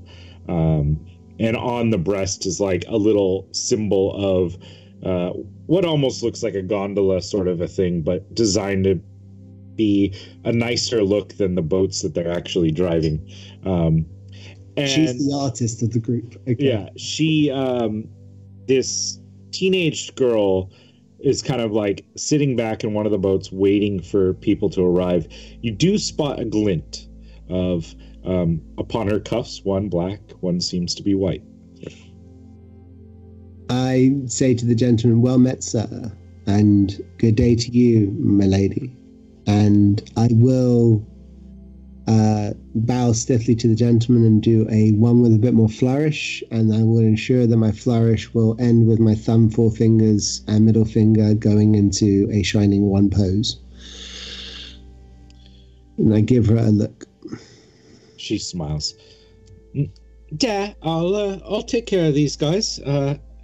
They seem to be a good sort. We'll give them a nice good tour. What a good daughter you've got there. Look at that. Taking Dad, give him a little break in the hot days. What a lovely little girl you've got there. You raised her right there, so good job. I am lucky indeed, I am. Yep. She's a very nice one. Don't do anything untoward. I'll keep my eye on you. You look like that sort. Utter gentleman, 100% of the time. Oh, you meant her. I see you. All right. All the above. All the above. And I smile at him as he walks away. Smile, smiles. Turn around and I go, hello, what's your name? Hello, I'm Emmy. Emmy, how you doing? I'm Randy. Nice to meet you, Randy. Yeah. We've got multiple agents inside the city trying to actually do me and my mate some harm. We've got reinforcements coming within the next 5 minutes. I need for you to make a show of actually packing up this skiff with a lot of random stuff. Make it look like it's our luggage and we're leaving in a hurry. I'm going to help you carry something so it looks like it's carrying a body inside it. Do you understand me? Yeah, sure. No problem. Good. And we're going to do that for a minute or two until this skiff is quite laden. Mm-hmm. And then as that one gets loaded and she's on there, and I'm going to check with Emmy that it's good to go. Can I check with Emmy? Is it going to be all right for me, my mate? Very large one, a small one, a giant badger, another large one, and a medium one. Oh, on the skiff? Yeah. No problem. How far can it go? I mean, we can go pretty much wherever you want to go. It just takes a long time to go there. All right, no bother. We're not going to go that far, but I want it to look like we're going to be making out like we're going to be leaving this island and heading north. All right. Can do whatever you need, whatever they need. Thank you, Emmy. I'm going to leave her to get on with and make preparations. I'm going to head down to the end of the pier to join up with Hendrix. All right. Meanwhile, while he's doing that, Hendrix, did you do anything with the owl? Are we? What was the plan there? So once I'm hopefully close enough, I try and communicate with the owl to give a message to Pius to meet us at the most northern dock post haste. Was it the most northern? I look back at 1 mile north of where her boat is. Okay. 1 mile north of where are they staying? Golden Hound? Well, so the Jade Lion in the northern section of that. Smoked rib is all over again. Yeah. Too many names. I get it. So there's not much of a northerly, but Hendrix would know which dock you guys landed on. And it's, probably 4 docks down from where Theodosia's ship is docked. But nevertheless, Daisy will make up a muck, flap about until it gets their attention, and shout follow, and then go out the window. And, Pius, you are kind of distracted a little bit as you notice Hendrix's owl begins to cause a commotion. Lucius is in the room too, right? Well, Lucius went to sleep. So, were you still on watch? Were you trying to get some rest? No, a bit of rest, but not much, So I wasn't out off, but yeah. And if you wanted to have taken a short rest, if that does anything for you, you could probably have managed that by now. It does. Yeah, because I don't think it affects any of my stuff right now. It would just mainly be hit points if you wanted hit points. No, I don't. Okay. I'm not down. So I look over at the owl. Yes. So how does your speak with animals thing work? Do you have to cast a spell, or is it a... No, it's a class feature, or it's a species feature thingy. Speak with small. Yes. Yeah. Speak with small beasts. Through sounds and gestures, you can communicate simple ideas with small or smaller beasts. Forest gnomes love animals and often keep squirrels, badgers, rabbits, moles, woodpeckers, and other creatures as beloved pets. So an owl would fit within that category. Yeah, I'd say so. So it's not direct verbal communication, but you get the idea that Hendrix's owl would like you to follow her. Okay. Yeah. I pretty much. Does Lucius look okay, or he's just? Lucius has been asleep for maybe 2.5, 3 hours at most, so he still looks like hell. But it's up to you. Back there. Okay. I mean, I was gonna give you a long rest, but people won't. Yeah, so that's up to them. It's all good. I hit the resting on the sheet, so I'll just bring down my HP back to what it was before. Okay. Yeah, I mean, if you want to take a short rest, I'd say that would have been accomplished at least, and you could spend hit dice to raise yourself back up. You would just be still shorter if you used any of your spell slots. Yeah, I'm out of spell slots, so it's all good. You too, huh? Cool. Yeah. So I will go ahead and wake up Lucius. Wake up. He would probably go like, what?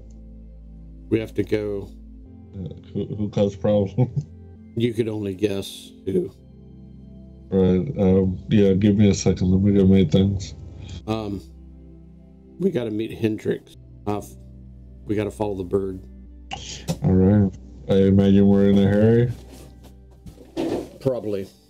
I don't know what to do about her, though.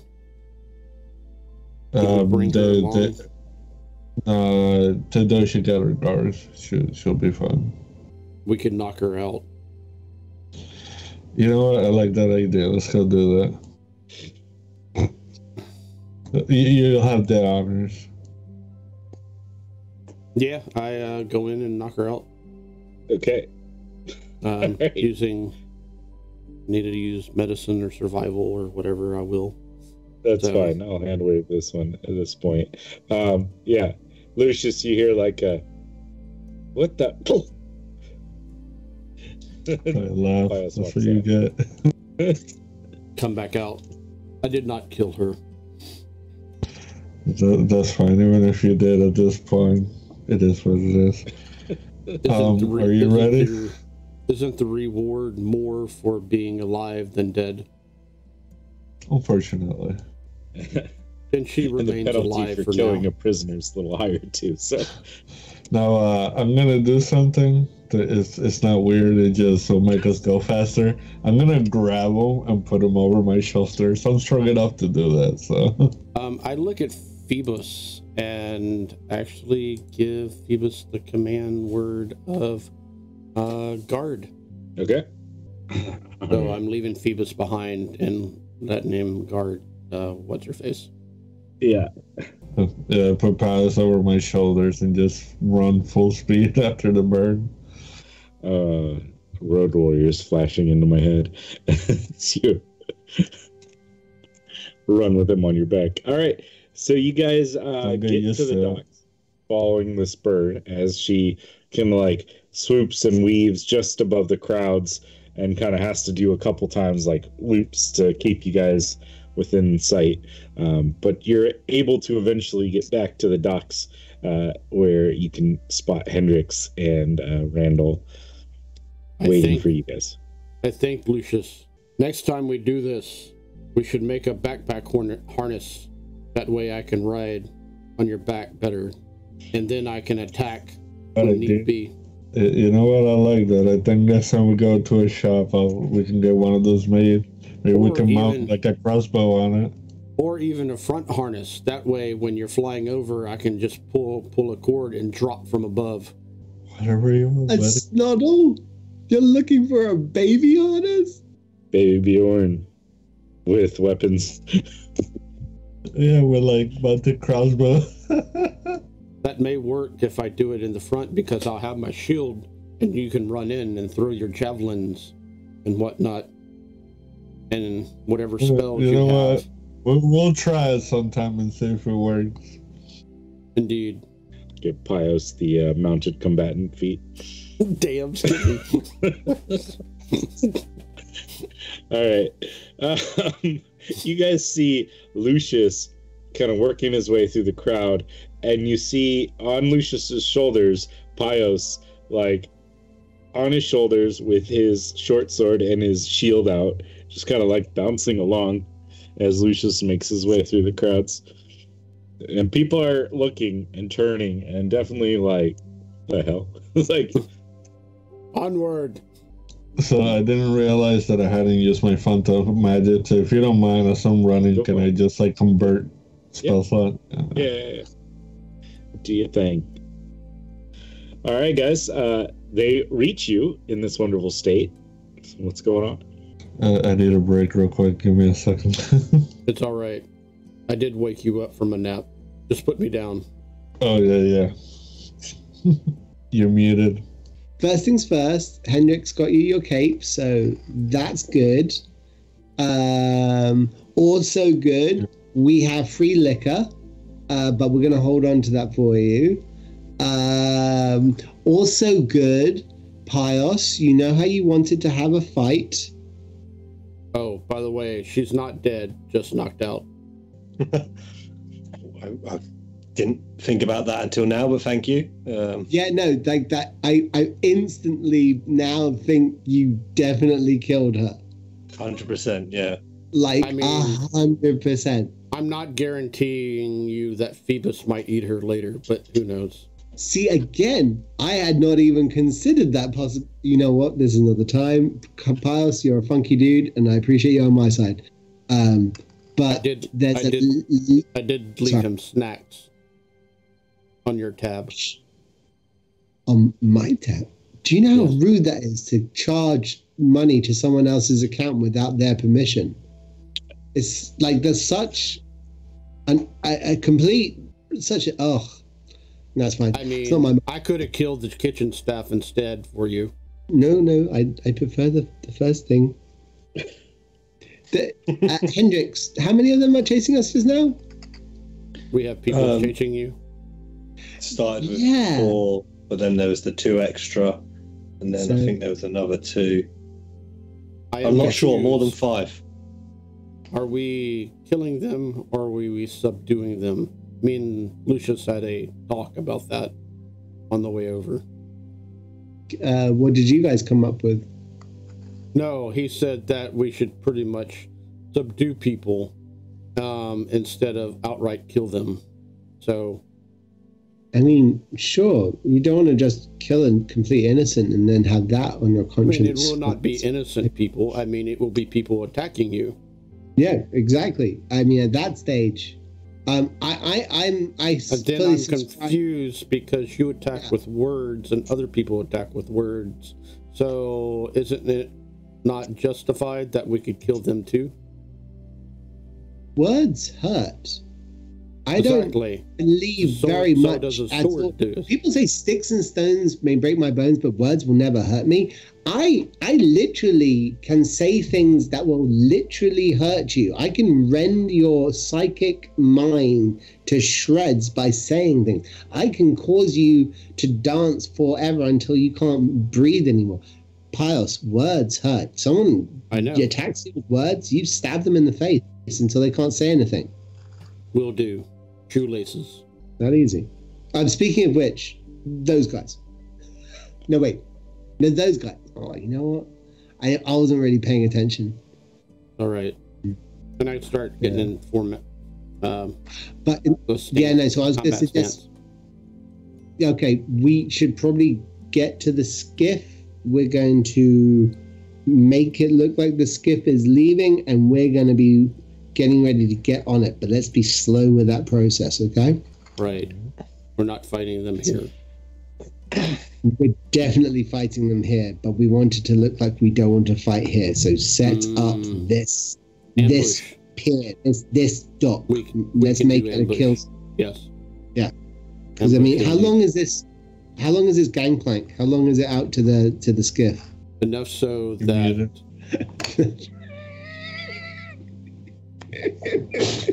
I deserve that, I guess. Are you muted? You're muted.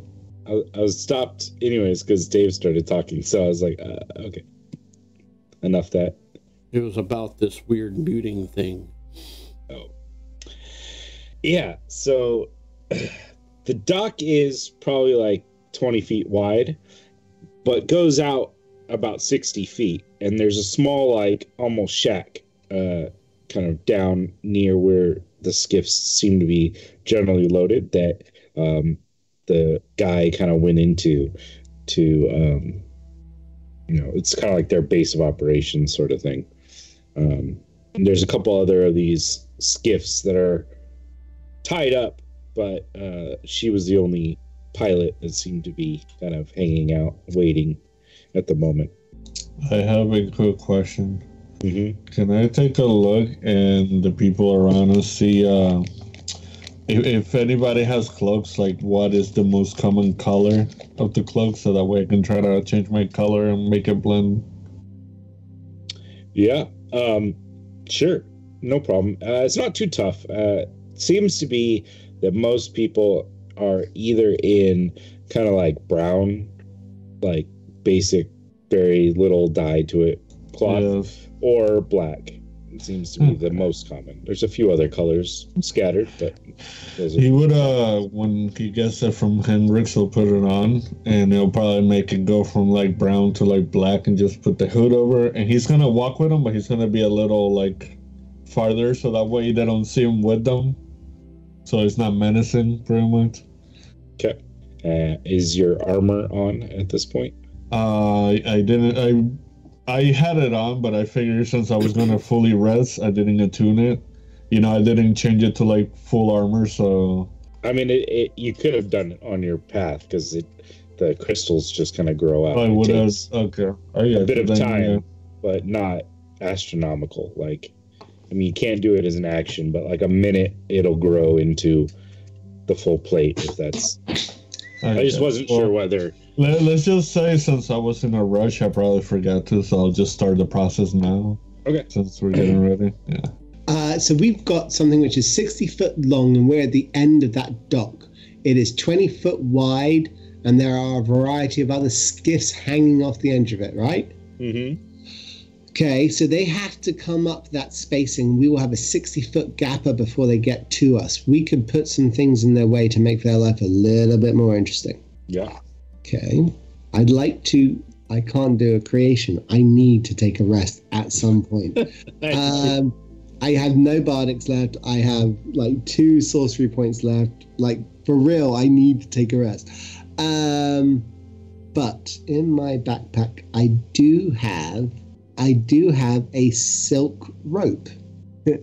So I'm going to tie that at ankle length about 20 feet from the edge of the docks. And then I'm going to cover it with sand. Okay. Okay. Pius is watching him do that. Do you have any oil before I put the sand on? No. I do not. Okay. No big deal. I have animal fat. You have animal fat? Doesn't everybody? I don't have any animal fat. I won't lie. I could go some right now. That's fine.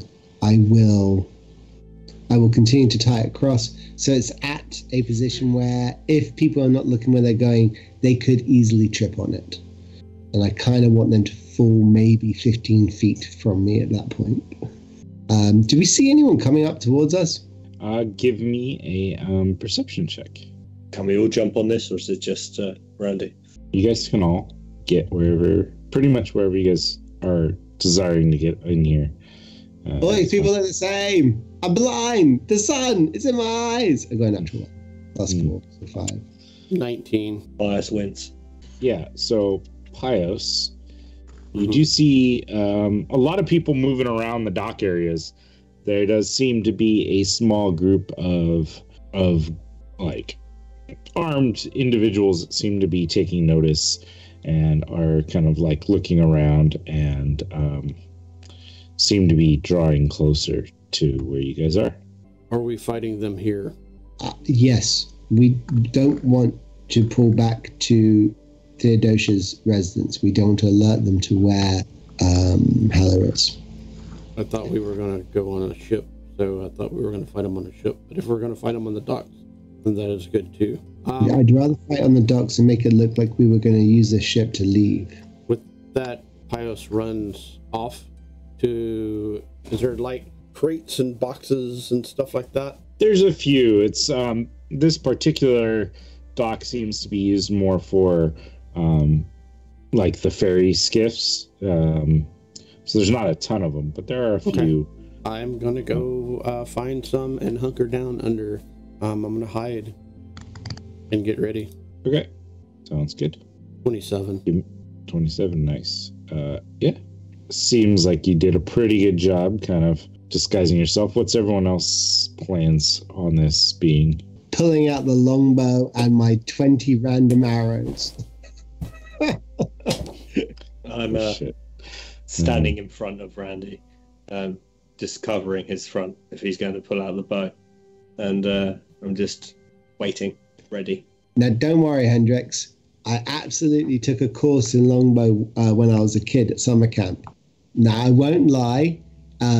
I wasn't very good at it, but that's because the bow was taller than me. But I understand the mechanics, and now I'm the right size. This should be easy.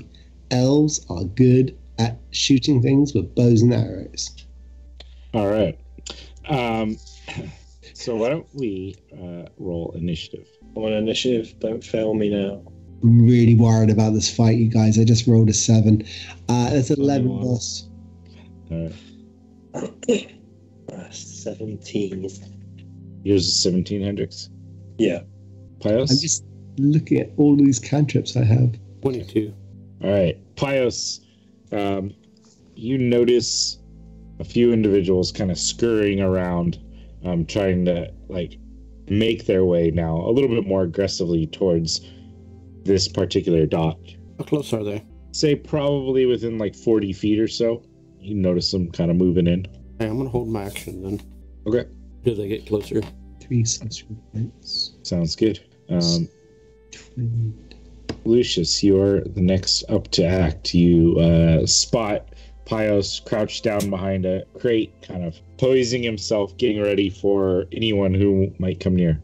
So, since I was kind of like a little away from them, had they noticed me yet or no? You can give me an insight check if you want to see, you know, whether they appear to have noticed you in particular, or... Because I wanted to try some... Oh, not 20. Hey. Yeah. 20. The best you can glean, they seem to be kind of focused in aiming their attention towards Hendrix and Randy more than the rest of... Okay, I want to do something. I want to casually walk, like I'm trying to go towards them, and as soon as I get next to one, I'm going to grab them and throw them off the docks. Okay. Love it. All right. Sounds good. Why don't you roll me like a stealth check to see how well you're able to kind of sneak up on them. 16. All right. As you draw closer, the individual turns at the last second and snarls as he looks at you, kind of seeing you going to like reach out. He does seem to spot you. I mean, you can still down, boy, down. You can still attempt your athletics if you know. Yeah, I got 2 attempts pretty much because I got multi-attack. So let's do this. The first one is a 19, and the second one is a 16. All right. Well, even using the advantage in chat, I will fail that, sadly. So you succeed in pushing him. I'm going to see. So you shove him backwards, and he starts falling off the dock. He drops the sword that he had in his hand and is able to like grab hold of a rope that's dangling from the edge of the dock in that area, and he's now just kind of like holding onto this rope. How far off the dock is the like his whole hanging off of? Not too far down. He's probably only like a foot or so below the dock, but like he's grabbed hold. Okay. Okay, I'm gonna be an asshole and step on his foot. And if you need me to roll an attack for that, I will action search for that. So he's holding onto the rope itself, which is the rope. Okay, the I'll rope kick is him on in the the face then. Okay, roll. Yeah, that would be an action search and attack, but feel free to. Lucius being told that he failed his stealth attack and is going to have to fight is literally the cop in Hot Fuzz going, shame. That was pretty horrible, but the first one was 12 and the second one was 14. Okay, the second one will definitely hit. So roll your damage. For my own arm, it just says 5. Okay. All right. You know what? Can I use some inspiration to roll the first one? Sure. Oh god, that was horrible. It's in that one, so 2-8, so it doesn't matter. All right. Yeah. He takes damage and he slides just a little bit further down the rope, as he has trouble like keeping his grip solid. Anything else you'd like to do? I'll just move back to the middle of the dock so that way I'm not like in the edge. Yeah, sounds good. He starts to kind of climb his way back up, slowly pulling himself back on, and he maneuvers himself a little bit further onto the dock and scoops up his sword that he had dropped, and pulls out a short sword and kind of squares up looking at you, but I think that's his action to try to get himself resituated back on solid ground. Let's see. Another warrior kind of comes up, a female, seeing this fight begin, seeing you there, is going to rush in and attempt to make an attack. So it's swinging a scimitar wildly at you. 16 and 18. Did either of those hit? Yeah, they miss. Okay. I had a feeling because you have ridiculous bonuses. I'm sorry. I haven't used my thing yet, though. They boost it, so. It's all good. Whatever. It's clever. Yeah, so they weren't great rolls. All right. And then Hendrix, you are up. Okay. I'm pretty much going to have my shield out, sword out. What's the distance between them at the moment and Randy? Like at the ship, the skip. Probably at this point, you're looking at about like 35, 40 feet or so, because they've come on to, at least the front two have come onto the dock a little bit and are now facing off against Lucius. Okay, I don't want to just leave Randy. I've seen him with his arrows, but I've just seen Lucius just now slowly start to be surrounded, so I feel like I'm going to have to run. I'll run 30 feet ahead and pull out a hand axe and throw a hand axe at the person that Lucius was attacking. Yeah, sounds good. Oh, I'm on the inventory, so why is that not right? The one that Lucius already dealt damage to, or? Yeah. I'm going to focus fire it. Throw a hatchet. Hand axe, sorry. Yeah. Oh, natural 20 for a 22 to hit. Nice, yeah, that'll do. I was going to pump a trip attack into this as well. Okay. So, we get a 1 on the damage, 5 on the slash. Do I get? Oh, it's not a light weapon. I don't get sneak attack on it, do I? I don't think so. If it doesn't meet the other requirements of. It is a light weapon actually, and okay. Yeah, because he's right there. Yeah. So 14. It's a crit, so another 3. So 24 plus 6, 30 damage with a hatchet to the face. 30 damage. Nice. With a hatchet. Yeah, like a hand axe. No, I understand. Did you say 30 damage with a hatchet? He credits, so it's double that. Plus a D8 for the trip attack for another 1 damage, and then it's a DC 15 strength or be knocked prone. All right. He surprisingly, with all the damage he just dealt, He is sturdy and was able to kind of situate himself and hold his ground and not fall. I got a 17 on that one, so No worries. but he looks pretty bad. Like, I just shout from behind Lucian, going, "I want that axe back. It's my last one." And Got it. Stop throwing axes. yeah, end of my turn. all right. I just ready myself in case anyone walks towards me. A small boat kind of comes flying overhead, and within it there seems to be a couple of archers standing there with arrows knocked, and they spot Randy, and they're going to make their attacks. Let's see. What do we get? Rude. Do they even know who I am? They seem to be definitely geared towards you.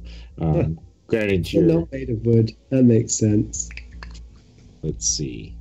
So I was clicking the wrong button. So what's that plus? I don't think a 12 hits you, right? Not in this lifetime. 19. In this lifetime, yes. All right. So the natural 20 obviously hits. Oh, The 19 hits. So Can I wanted to say something, but it never came up in conversation. Go That I for it. wanted to drink my second potion of healing whilst I was waiting. feel free. That's fine. Like, I'm going to lose it immediately, but I just figured, yeah, all right. It wasn't astronomical. It's 17 points of damage, and Yeah, you're hit by 2 bow attacks. Okay, so it's 6, it's 8. So hold on.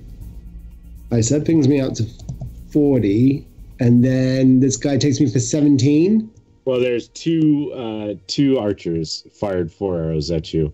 and they're on a ship, and that ship is where? In It's the kind harbor? of coming overhead, crossing like At above this- the dock. But at this moment, is it still out there rather than above land?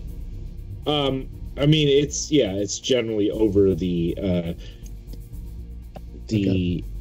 overarching area, although it is kind of crossing over the dock, kind of coming up perpendicular over the dock. Okay. All right. It's fine. 2 more warriors run up to join the fray. These are going to... Why is that not popping up? She could, like, just say roll this 5 times or whatever. Okay. 17 on you, Lucius. Do I get like an opportunity attack when they like reach me, or Do you have a bonus that lets you do an opportunity attack as they come up to you? it doesn't work like that? When people reach your space, it's just when they leave. Just when they leave Oh, your space. Okay, Yeah. I got you. Unless you got Polearm Master. I do get Yeah. Polar Master. Yeah, and when they enter your range, you can Yeah. do an opportunity. Oh yeah. Okay, yeah. I do have Polar Master. So. Okay. Is it so- just one person, or do I attack more than one? You only have one. Actually, reaction. no, it's one reaction. Yeah, I got Yeah. to. You could do 1 attack if you have the Polar Yeah. Master or whatever. Ew, that was horrible. That was a 15. Their armor isn't that great, actually. They're just wearing studded leather. They seem to have been aimed more to fit in than not. So 15 will hit.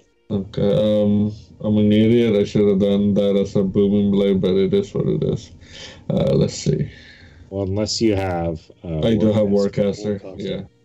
11 damage. Yeah, I got Warcaster and Polar Master. I mean, if you want to do it, that's fine. Oh, no, it's There's Sentinel or anything like that, or... Nah, Okay. I wish. So did the 17 hit your current armor state, or... No, my armor is currently at 20. Okay, I had a feeling. All right, so that was his attacks. Oh, it has one more with this weapon. That doesn't matter. The other one's going to kind of scurry around you and aim for Hendrix, and is going to attempt to attack Hendrix. 24, Hendrix? Is this a melee attack? Yeah. Yeah, 24 does hit. Go for it. It will miss, though, with his other... Like, he swings his longsword at you twice. One of them strikes, and slashes at you with his short sword, which also misses, as you're now kind of very aware of his capabilities. 8 points of slashing damage. Okay, I'll use Uncanny Dodge and half that to 4. Okay, sounds good. Did you? This one here is... Sorry, double checking what this did. One will kind of dart past the group, kind of making distance around, moving fairly quickly. Seems to be trying to get towards Randy on foot, running forward. He'll come over near you, Pios, so you may make, if you like, your held action. Yeah. I lash out from the shadows. My short sword. Okay. Are the guys grouped together, or is this now ranged into 3 distinct small sections? Yeah, so it's kind of distinct small sections. You see above, there's the skiff that's kind of hovering its way over, making its way over the beginning of, or the dock space, with right. archers and one other individual you've spotted but has not yet acted. There are one basically on either side of Lucius. One is engaged Hendrix directly, and one was kind of charging towards you on the dock, and as he kind of came by, Pios strikes out, which will hit Pios, by the way. Okay, cool. I don't get advantage to us since I was hiding. Yeah, you can. I do. Okay, yeah, I can remember. You were hiding. Yeah. They don't yet know. Yeah, one more. So 24. Okay. Yeah, still hits. Okay, so let's see here. 11 points of damage. Okay. 11 points of damage. And... Yep, go ahead. No, that's fine. Go ahead. With my... Oh, yeah. With my bonus action, I am going to shove him with my shield. And try to shove him in the water. Well, there's no water, but okay. Oh, yeah, that's right. I forgot. No. Sky. Water. Yeah. You're shoving him with the like eternal fall. Yeah, so if you take the action on your turn, you can use a bonus action to try to shove a creature within 5 feet of your shield. Okay. An athletics check, like a grappling check. Shield master, there it is. 19. All right. That's really good if he hadn't rolled a natural 20.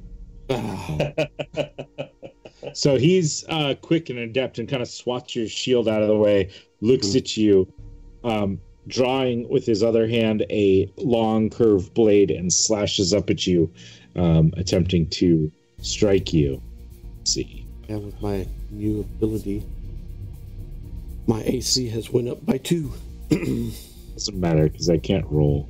That was a 6, so total was 11. So he misses with the sword. You need and kind of snarls at you. Yeah, you need an 18 now to hit me. Yeah, faces off against you, and it'll be Randy's turn. This skiff is how high above us? It's about 30 feet above the dock. Okay. I'm going to cast Shatter on that at 2nd level. All right. Constitution saving throw for everything in that area, including the 3 people on it and the actual skiff itself.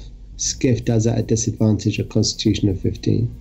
Could be worse. 13 points of thunder damage, halved if someone makes the save.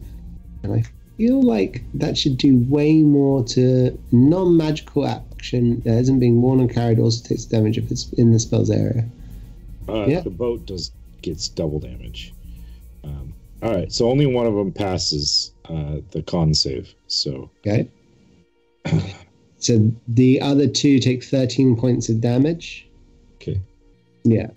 And I don't know if you've got a man there who is concentrating on any kind of spells. I would wonder. It does not appear to be, but the ship takes some severe damage, and you definitely see it start to list a little bit. When you say it lists, does it mean that the archers are going to find it harder to fire off their next arrows? Well, can you roll me 3d10, please? Can. Do you also want me to roll for chaos? Might as well. I mean, why not, you know? Why not? You're tired? That's 14. Okay. Shatter is a bard spell, technically. But, alright. I mean, I'm never going to say no to rolling chaos. You know? Yeah. Yeah, it's really why I just say yes all the time. 9. Okay. So you're good on that. And 14 damage? Alright. The ship damage. Okay. stirs, and the 3 individuals fall out and land hard on the docks, currently laying prone on the docks. The 2 archers and 1 larger, more like burly, hardened fighter looking. That doesn't look like a wizard. That looks like a problem. Cool. Did they take falling damage? That was what the 3d10 was. Oh, spate. Okay, fine. I feel like I've been of use. I've 1 bardic inspiration left. Amazingly enough. Is anyone within range for me to give them bardic inspiration? It's good up to 60 feet, so I can hit anyone. Yeah, you got it. Who looks like they're the most surrounded right now of my friends?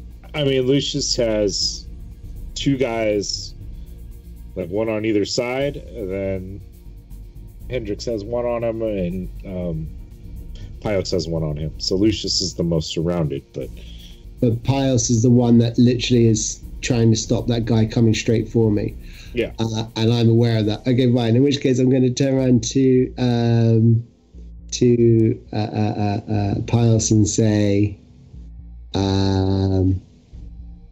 touch of the ground, she's on the hunt and after you. Smell like a hound, violent tadger, hungry like the badger.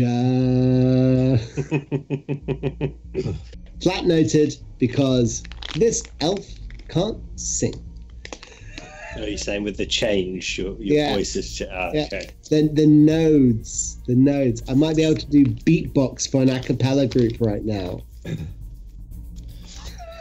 No harmonies. Yeah.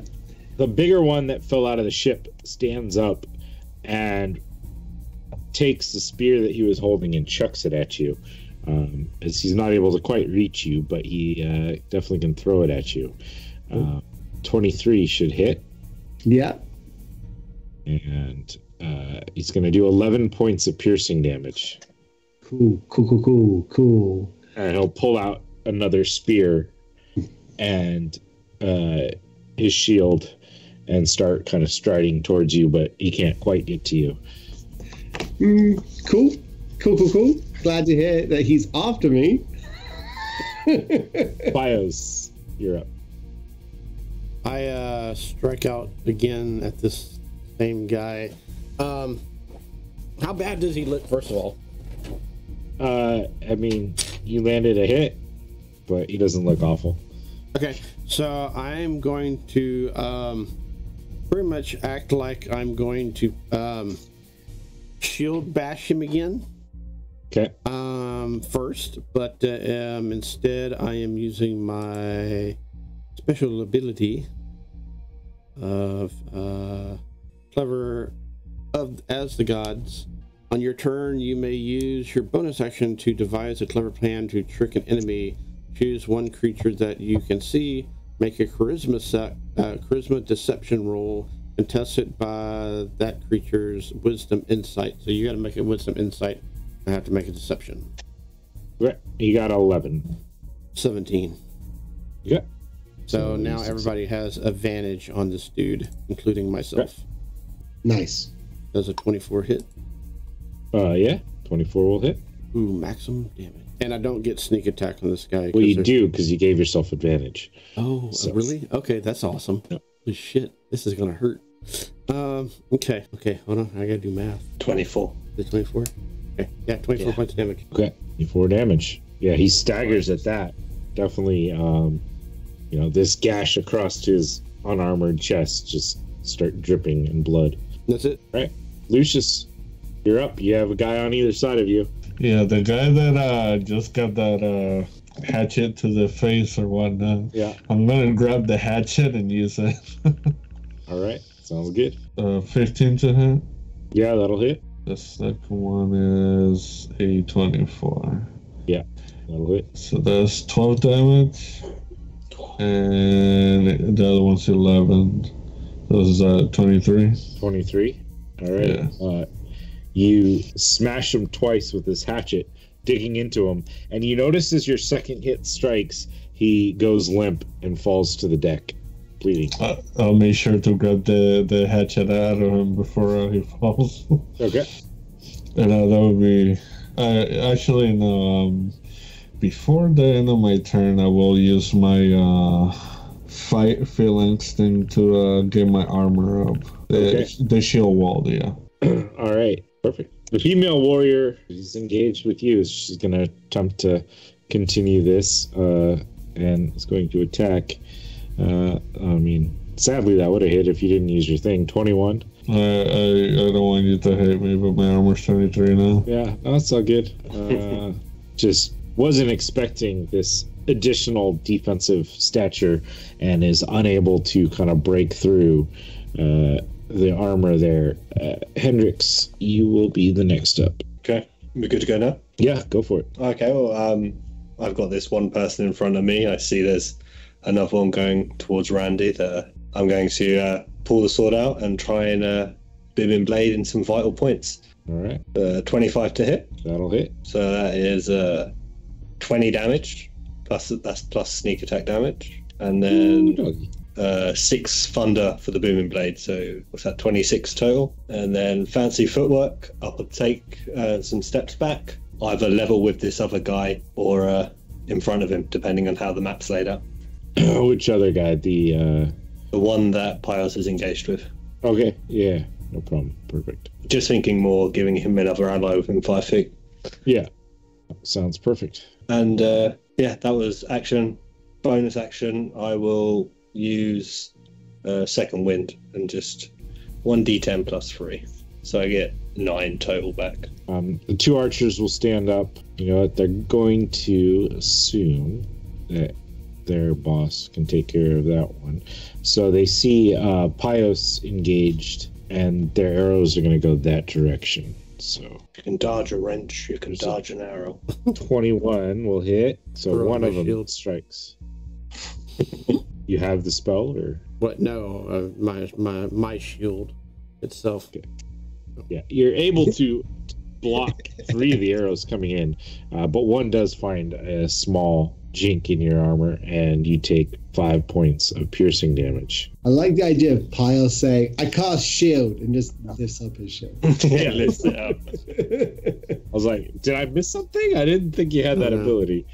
I cast Booming Blade. Boom, boom. Not yet. I mean, I am officially a ranger, so I do have spells. All right, so the guy that is now facing off against you takes a little bit of extra solace that his compatriots are attacking you as well, and he is going to attempt to strike you. In addition, 22 to hit. Yep. 10 will miss. 17 will miss. So 22 will hit. So he's going to deal 9 points of slashing damage as his longsword kind of comes across, catching you unaware. But once he strikes, you can turn your attention back to him, and you're able to deflect the other's blows. 14 total. Yeah. I was looking to see if my shield, because my shield's got this special property that I can like. Oh well, dumbass. You can uncanny dodge. Remember, I'm uncanny dodging that shit. So yeah, okay. So what is that? So 9 total. 9. Yeah. Because you can't uncanny dodge the whole thing. You can only uncanny dodge 1. Yeah. I'll let you do them. The bigger the 2. Yeah. No. That you've taken, right? Yeah. So the first one was 5 points, and the other one was 11. 9. Right. 9. Well, 5 and 9. So 9 will drop to 4, so you're 9 total. 9 total. Okay. So 9 points damage. All right. The one that Hendrix hit with Booming Blade is not going to take much more damage, and he's going to pull out his longbow and take a shot at Hendrix. That's fair. Stop rolling on the fucking machine. All right. Still misses. Raise the shield. Doink. All right, Randy, you're up. It's a big dude coming towards me and a small dude coming towards me as well. Just mainly the big dude. There's 2 archers behind him that shot past you. The smaller dude is engaged with Pios. Okay. I'm going to twin my mind sliver on both the big guy and one of the archers. Okay. Sounds good. Okay. So I need them both to make an intelligence saving throw as I sing at them the classic song, I can rip out your eyes, take you organ by organ, over, sideways, and under, eyes bugging out like a gorgon. It's time to die. Don't you dare close your eyes. Anyway. Roll damage. They both failed? Yeah. If I rolled on D&D Beyond, they would have succeeded, but I started rolling everything personal dice, and I figured I'm going to stick with that. So I rolled them again, and I failed. The small guy takes 6 points of damage. The big guy takes 12 points of damage. Ooh. Both of them subtract 1d4 from the next saving throw they need to make before the end of my next turn. Okay. So either one of those two guys have to make a saving throw. They have to take that away from that. Okay? Sounds good. So that's my action. And my action was a cantrip. So as a bonus action, I used it already. I need to take a break. I can't.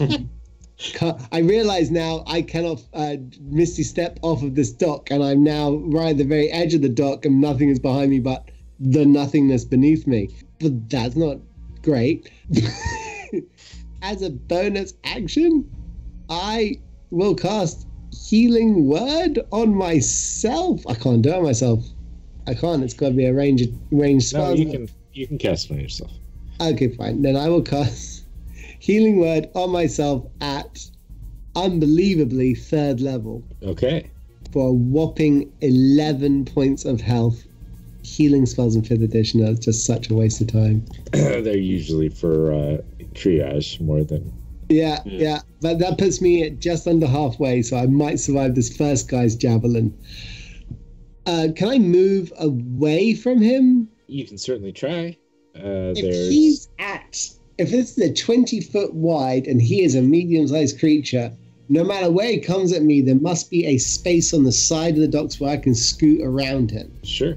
Yeah, directly behind him, because he stepped forward a little bit, directly behind him are the two archers, and they're towards the end of the docks. There's direction towards the front of the docks. Okay. Like they kind of came in to cut you guys off with their boat. They're behind us, so I can't go out that way. Okay. Is the skiff still there? Yeah, and Emmy is still like she's over there. She's kind of like crouched down, hunkered down.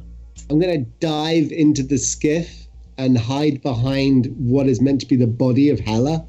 Okay. And I'm gonna shout at Emmy, go, "Get us out of here!" All right.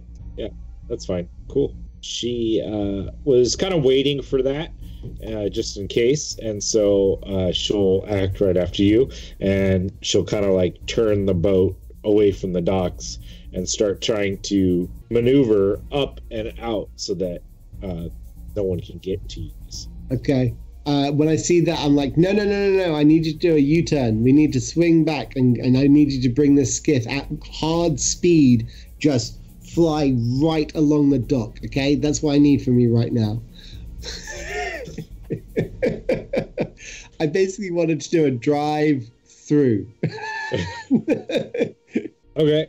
Well, she heads out a little bit and starts to turn, but it's really not the fastest of vehicles, so it's not gonna fly too much. The big one who is about to come after you sees this ship pull away. It's like, I'm not gonna get to them. So he's gonna march forward towards Pios and attempt to attack Pios now. 22 to hit Pios. Yep. 18 to hit. Right on the money. Oh, 16 does not though. So 16 does not. He stabs you twice with this like large spear in his hands, doing a total of 24 points of damage. Uncanny dodge. You already used that. Since... Oh, I did. Okay, that's right. It's not my turn. So okay, 24. But it is now your turn. Now my turn. Yep. All right. I am going to. So you now have the two individuals on you. There's the one you had used your special advantage thing on, and now this new, bigger, kind of burlier guy who just struck you with a spear. How bad does the guy that I've been like beating up on look? Fairly bad. Really bad? Okay. Yeah. So I should be hopefully next to him as well if I step back. Yeah, you were getting close to the other one, so you can get advantage and sneak attack on the one you've been fighting already. Okay, cool. 24. Yeah, 24 will hit. Yeah, buddy. Almost. So 22 points of damage. Okay.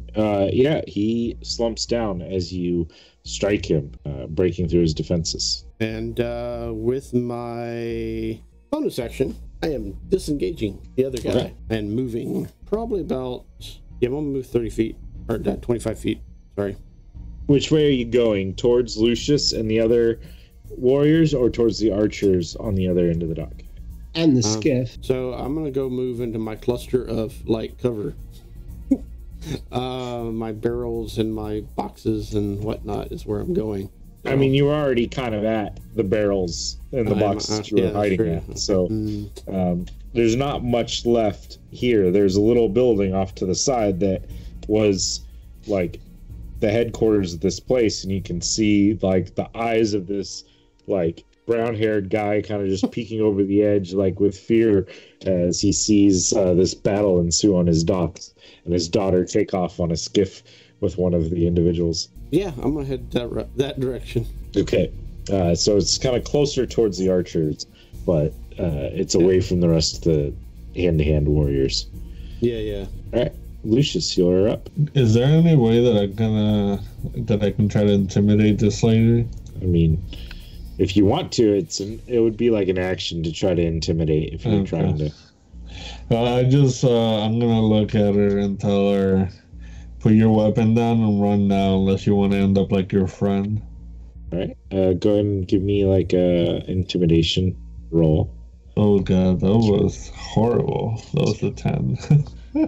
That's all right. I rolled a 6, and with the +2 is an 8. She definitely like looks like she's intimidated and starts like lowering her blade a little bit and inching backwards cautiously. Cool. I hope that she does that, because if not, I'm gonna have to do a thing. But after that, I want to run towards the nearest person of the group, if I can make it to them. Yeah, Hendrix is probably the closest of your group. Okay, I'll park myself like, if anything, right in front of him, so that way like I'm shielding him from damage. Okay. And that would be my turn. All right. Then the lady that you intimidated kind of looks at the situation, seeing several of her allies already downed, and kind of just starts to turn and run away. Good job, lady. Hendrix, you are up. Okay, so big captain guy, archers, and the one guy that's on the deck that put his sword away and pulled out his arrows. Is that right? And then there's one more warrior that is somewhere around you guys. I think he was one of the initial ones that you had engaged with after the one you threw the hatchet at. Okay, well, I'm going to step forward again, sword drawn, like a fencer, lunge in to try and finish off this guy that shot an arrow at me and missed. Booming blade for a 21 to hit. Yeah, that'll hit. That's 17 piercing with 3 thunder damage, and then I will fancy footwork, step back and go back to back with Lucius facing the captain guy, the larger, brawlier guy. All right, he seems pretty beat up. All right, the archers now. Let's see. Pios is kind of scooted in their direction, and they are getting a little worried at that. So, okay. So they're going to attempt to shoot Pios. Let's see. Do I have any cover with the building, or no? That's the whole game plan. I mean, I could give you a little bit. Right now, it's not mattering. I rolled a 19 and a natural 20 on my first 2 shots. I do have an 18, so I don't know if that counts. I mean, it will help. That shot missed because of it. That shot will miss because of it. So one archer strikes, seems to have your number. Oh yeah. The first one dealing 9 points of damage, and then the second one 6 plus. Second one will deal 30 points of damage as he just gets the right spot, lets loose, and hits you, unloading. How much? 30. You do have uncanny dodge back. I do. But you took 9 on the first one and 30 on the second. Hold on. Let me try here. And how much is the second one? 30? 30. And half of that, Pious Falls. Oh, shh. All right. He did 4 hit points over. Yeah, just because I critted, and he's got a special ability, he can pump in extra damage. So we unloaded. All right, yeah, the archers. So can I redeem for some mystical, magical? A bird comes down and spits in my mouth. Give a dank healing potion to a player. Yep, the chat has been so nice as to give you the dank healing potion. So I'm gonna roll 1d4, and 1 and 2 will be 1 point one healing point, and 2 and 4, or 3 and 4 will be 2. Okay. Yep. Yes, 2 points. So as you land laying there unconscious, the man inside the boathouse kind of pulls open the door and will pour a little bit of this healing salve onto your wounds and kind of duck himself back out, trying to help these that obviously his daughter seems to be allied with. One of the warriors is going to step forward, and we're just gonna go at Lucius because reasons. Why not? Is that the one, a booming blade, or a different guy? No, that's a different one. He misses. The booming blade one is just going to use his bow's already out. He's going to try that against you, Hendrix. Natural 20 on that one. I have an AC of 23 at the moment. Is a crit natural hit? I mean, a crit with natural hit, and sometimes that's the only way to hit. In this case, that's what it would be. Cool. So let's see. That plus I will be using uncanny dodge. All right. It's not too bad. It's only 12 points of damage to start with. So to 6. All right. That's those 2. Archers have gone. That guy's dead. Randy, you and the skiff are kind of coming around. How do you want it to come? Are you guys side swiping? Are you going long ways down it, or long ways? I wanted to travel this skiff is. I wanted to be in a position where it's just coming from the edge of the runway, and just going along the entire length, right down the middle of it, at about maybe a foot off the ground, just ramming everything that's in the way, every person that they can see in the way. But how far out are we before we get there? I mean, it's kind of up to you. I figure you guys weren't too far off the dock, so she could probably swoop around and start her run in this next turn. So let us start. All right, so I'll have her start her run coming on through, and I'm going to fire my last spell slot, which is 2nd level. I'm going to combine it with my last 2 remaining sorcery points to twin a chaos bolt. Okay. Aiming one at the big guy and one at the guy that just did a nat 20 at my boy Pios. Okay. Sounds good. So one of the archers and no, not the archers, the big guy. Oh, and the big the big guy. Yeah. Yeah. Sorry. I apologize. Yes, of course. No, you're good. So that is the first one is 16 on the. That's on the archer. Hit on the big one. On the archer. On the archer. Yeah, that'll hit. Okay, so that does 5 points of. It's 2nd level. Does it? Oh yeah, yeah. So it's a 2nd level. So it's 2. It's only 2. Oh wait, no. Did I misread that? Chaos Bolt is 2d8 plus a d6 per level. So it's 2d8 plus 2d6. 2d6. Yeah. Right. That 5 is 1, 2, 3, 4, 5. That's lightning damage. It says 2d8 lightning damage and 2d6 plus another 9 points of damage as well. So that's 14 points of lightning damage done to that one. All right. And then to the other guy, roll to attack. 18. 18 will hit. Whew. Okay. Another 5 points of lightning damage plus another 7 points of lightning damage. So that's 5 plus 7 to another 12. All right. That is all of my spells. So I'm just going to... That's my action is a spell. Action. I have no bonus action cantrips. No bardic inspiration. All right. I'm just going to pull out my bow and arrow and get ready. All right. The skiff kind of comes down this runway area, causing the archers to kind of dive out of the way as it comes.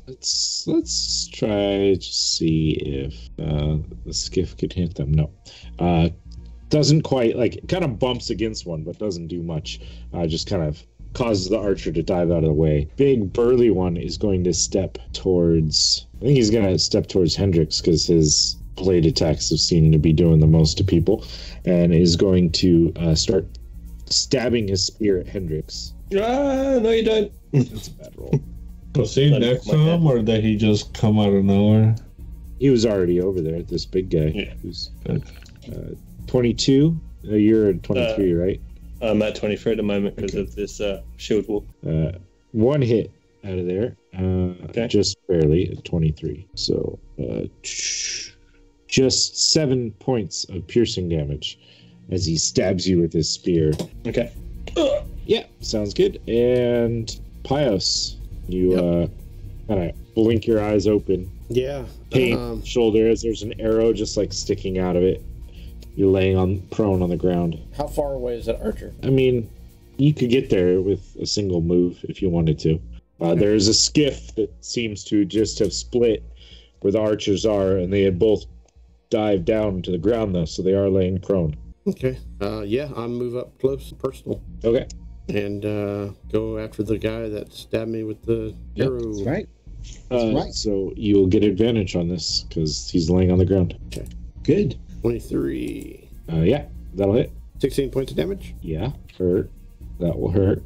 And didn't do anything really with the other shit. So yeah, I'm going to I move mine full action, right? I mean, you moved up. Mm-hmm. Yeah, it would take you your 25 feet to get to where the archers were. Okay. You could dash if you wanted to. I mean, they're on the ground with their bows out, so if they make an attack, it's a close, like it basically is an unarmed strike at you. And Lucius, you'll be up next. Okay, I guess I'm going to. Okay. I'll healing word. Okay. I'll healing word Pius. Okay. For 8. And then the big guy that hit Hendrix, I'll attack him. Okay. So that's an 18 and a 21. Yeah, they'll hit. Actually, the 21 will hit. The 18, he'll use a parry maneuver, and he's gonna strike with his spear at your blade and deflect it. Okay. So he'll just take 13 damage then. Okay. Do reflect like hits me back, or does parry that does? No, it just gives him a bonus to his AC against a melee attack. That'll be it. Okay, sounds good. Next is shooting away. Hendrix, you're up. Okay, not happy about being sliced by this big guy, and feeling that Lucius, if needs be, can take care of this archer guy behind me. I'm going to lunge forwards, aiming for some vital points, maybe like ligaments of the hands, try and stop him from attacking us this much. Booming blade for a 10 to hit. Booming blade. Sadly not. Yeah, that one I misses. will action surge and Okay. try again. I will not be denied. I said booming blade. For a 15 to hit. 15 will miss. That's me. That's, All right. That's 2 actions, no attack. All right. Wow, that's rough, man. It is. That's like, That's a rough. yeah. There's no. If I step back from him 5 feet, he can just swing and attack Lucius. There's nothing stopping him. Yeah. I'll just stay where I am. Okay. The archer is going to get up, snarl at Pios, and crit him. So, Pios, you're down again. Don't worry, I'll bring you back up, buddy. Sorry, I rolled. I was like, oh, that's a net 20 again. All right. You're doing the paladin lay on hands, 1 hit point. 1 hit point. Yeah. 1 hit. Seeing that he dropped that target, he fires off an arrow over towards Hendrix, but a 20 does not hit, right? Not at the moment. No. Okay. All right. Cool. The other archer is going to take aim over at, let's see, the skiff's too close. I don't think he'd be able to get a shot. These are going to go at Lucius, and they're going to miss. 2 arrows kind of go flying by. You kind of hear crowds in the distance yelling as arrows start skittering past. One of the warriors is going to swing at Lucius. 22 still misses, doesn't it? I'm sorry. It's all good. It's all good. That's what your character does. Don't apologize for that. So let me try a couple more times. That misses, and short sword. Okay, there we go. That's 24 to hit. Definitely hits. So he missed with his 2 long swords, but he does strike with his short sword and does minimal damage for 4 points of damage. The other warrior that had been booming bladed too many times is going to just see that his other commander, kind of like the one that he had come in with, has fallen back, and he's going to just tuck his longbow away and just start booking it out of there. He doesn't want any more of what you guys have to offer. And Randy, you and the skiff are up again. Yeah.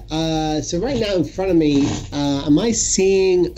Have these guys found themselves being pushed back by our guys, so that they're into a clump at this point? So it's kind of I'm trying to think where it is. So there's the 2 archers. They're kind of almost on either side of the skiff now. There's the main, like, kind of what seems to be one of the main leaders, paired up against Lucius and Hendrix. And then there's one other warrior that is now kind of next to the both of them as well.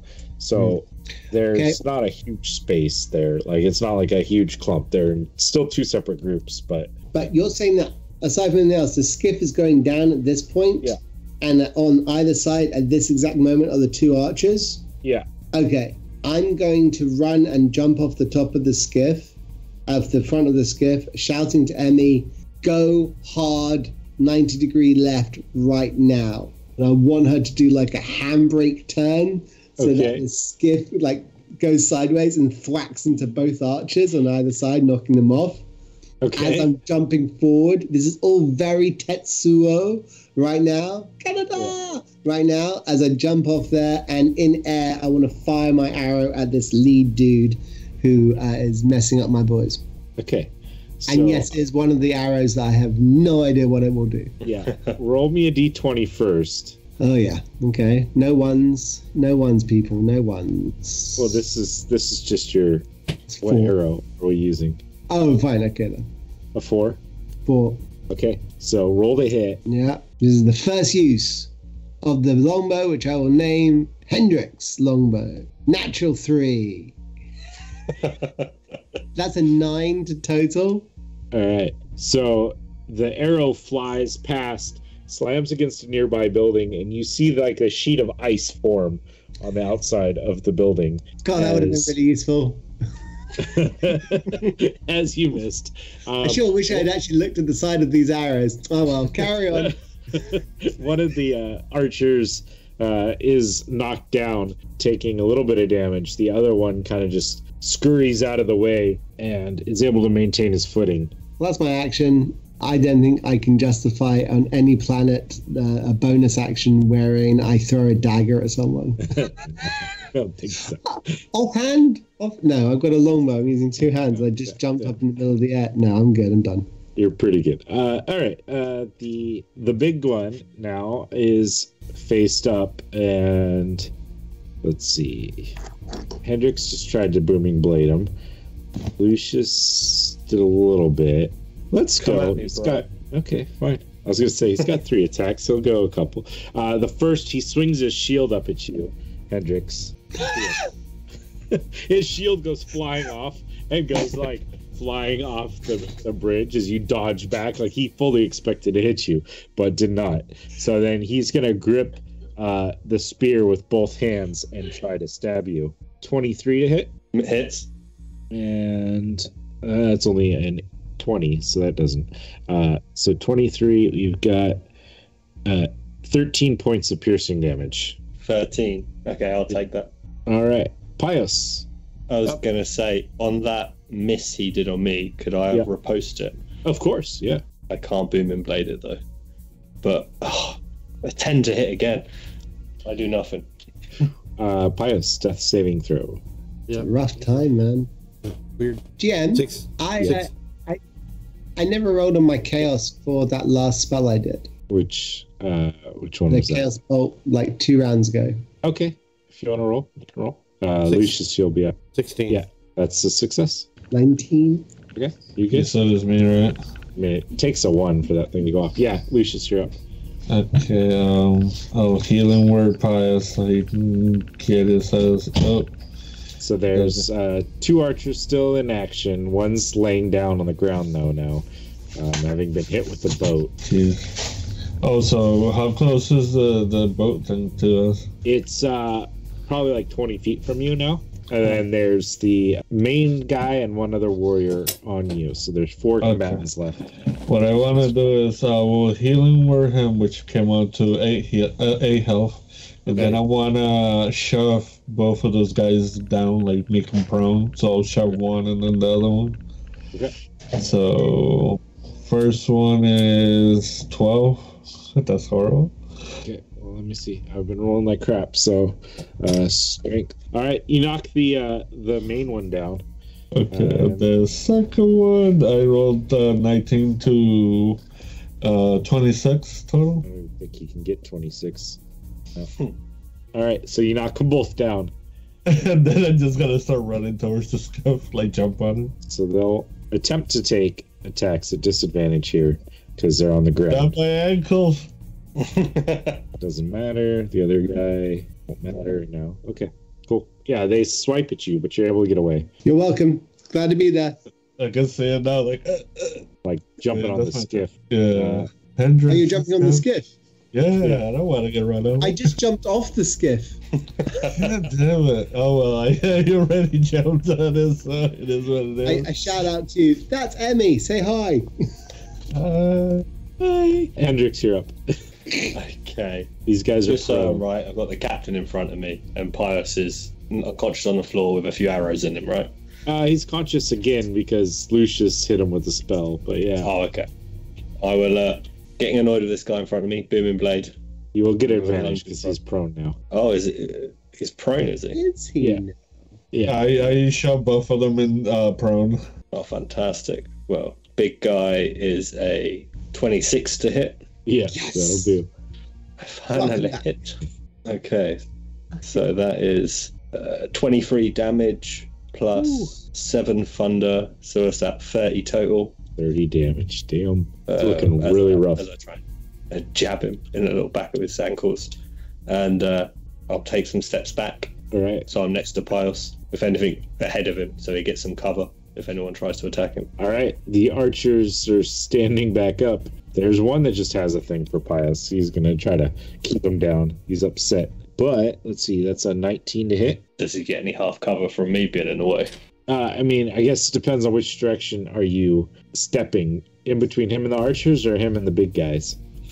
Him and the archers, he's the one that he's been petted with arrows constantly. Yeah. That was the All plan. right. Then we'll give him cover, and that will miss then. The second one will hit though. Okay. So you would have been up already, but this will take you back down. So play Goddamn yo-yo.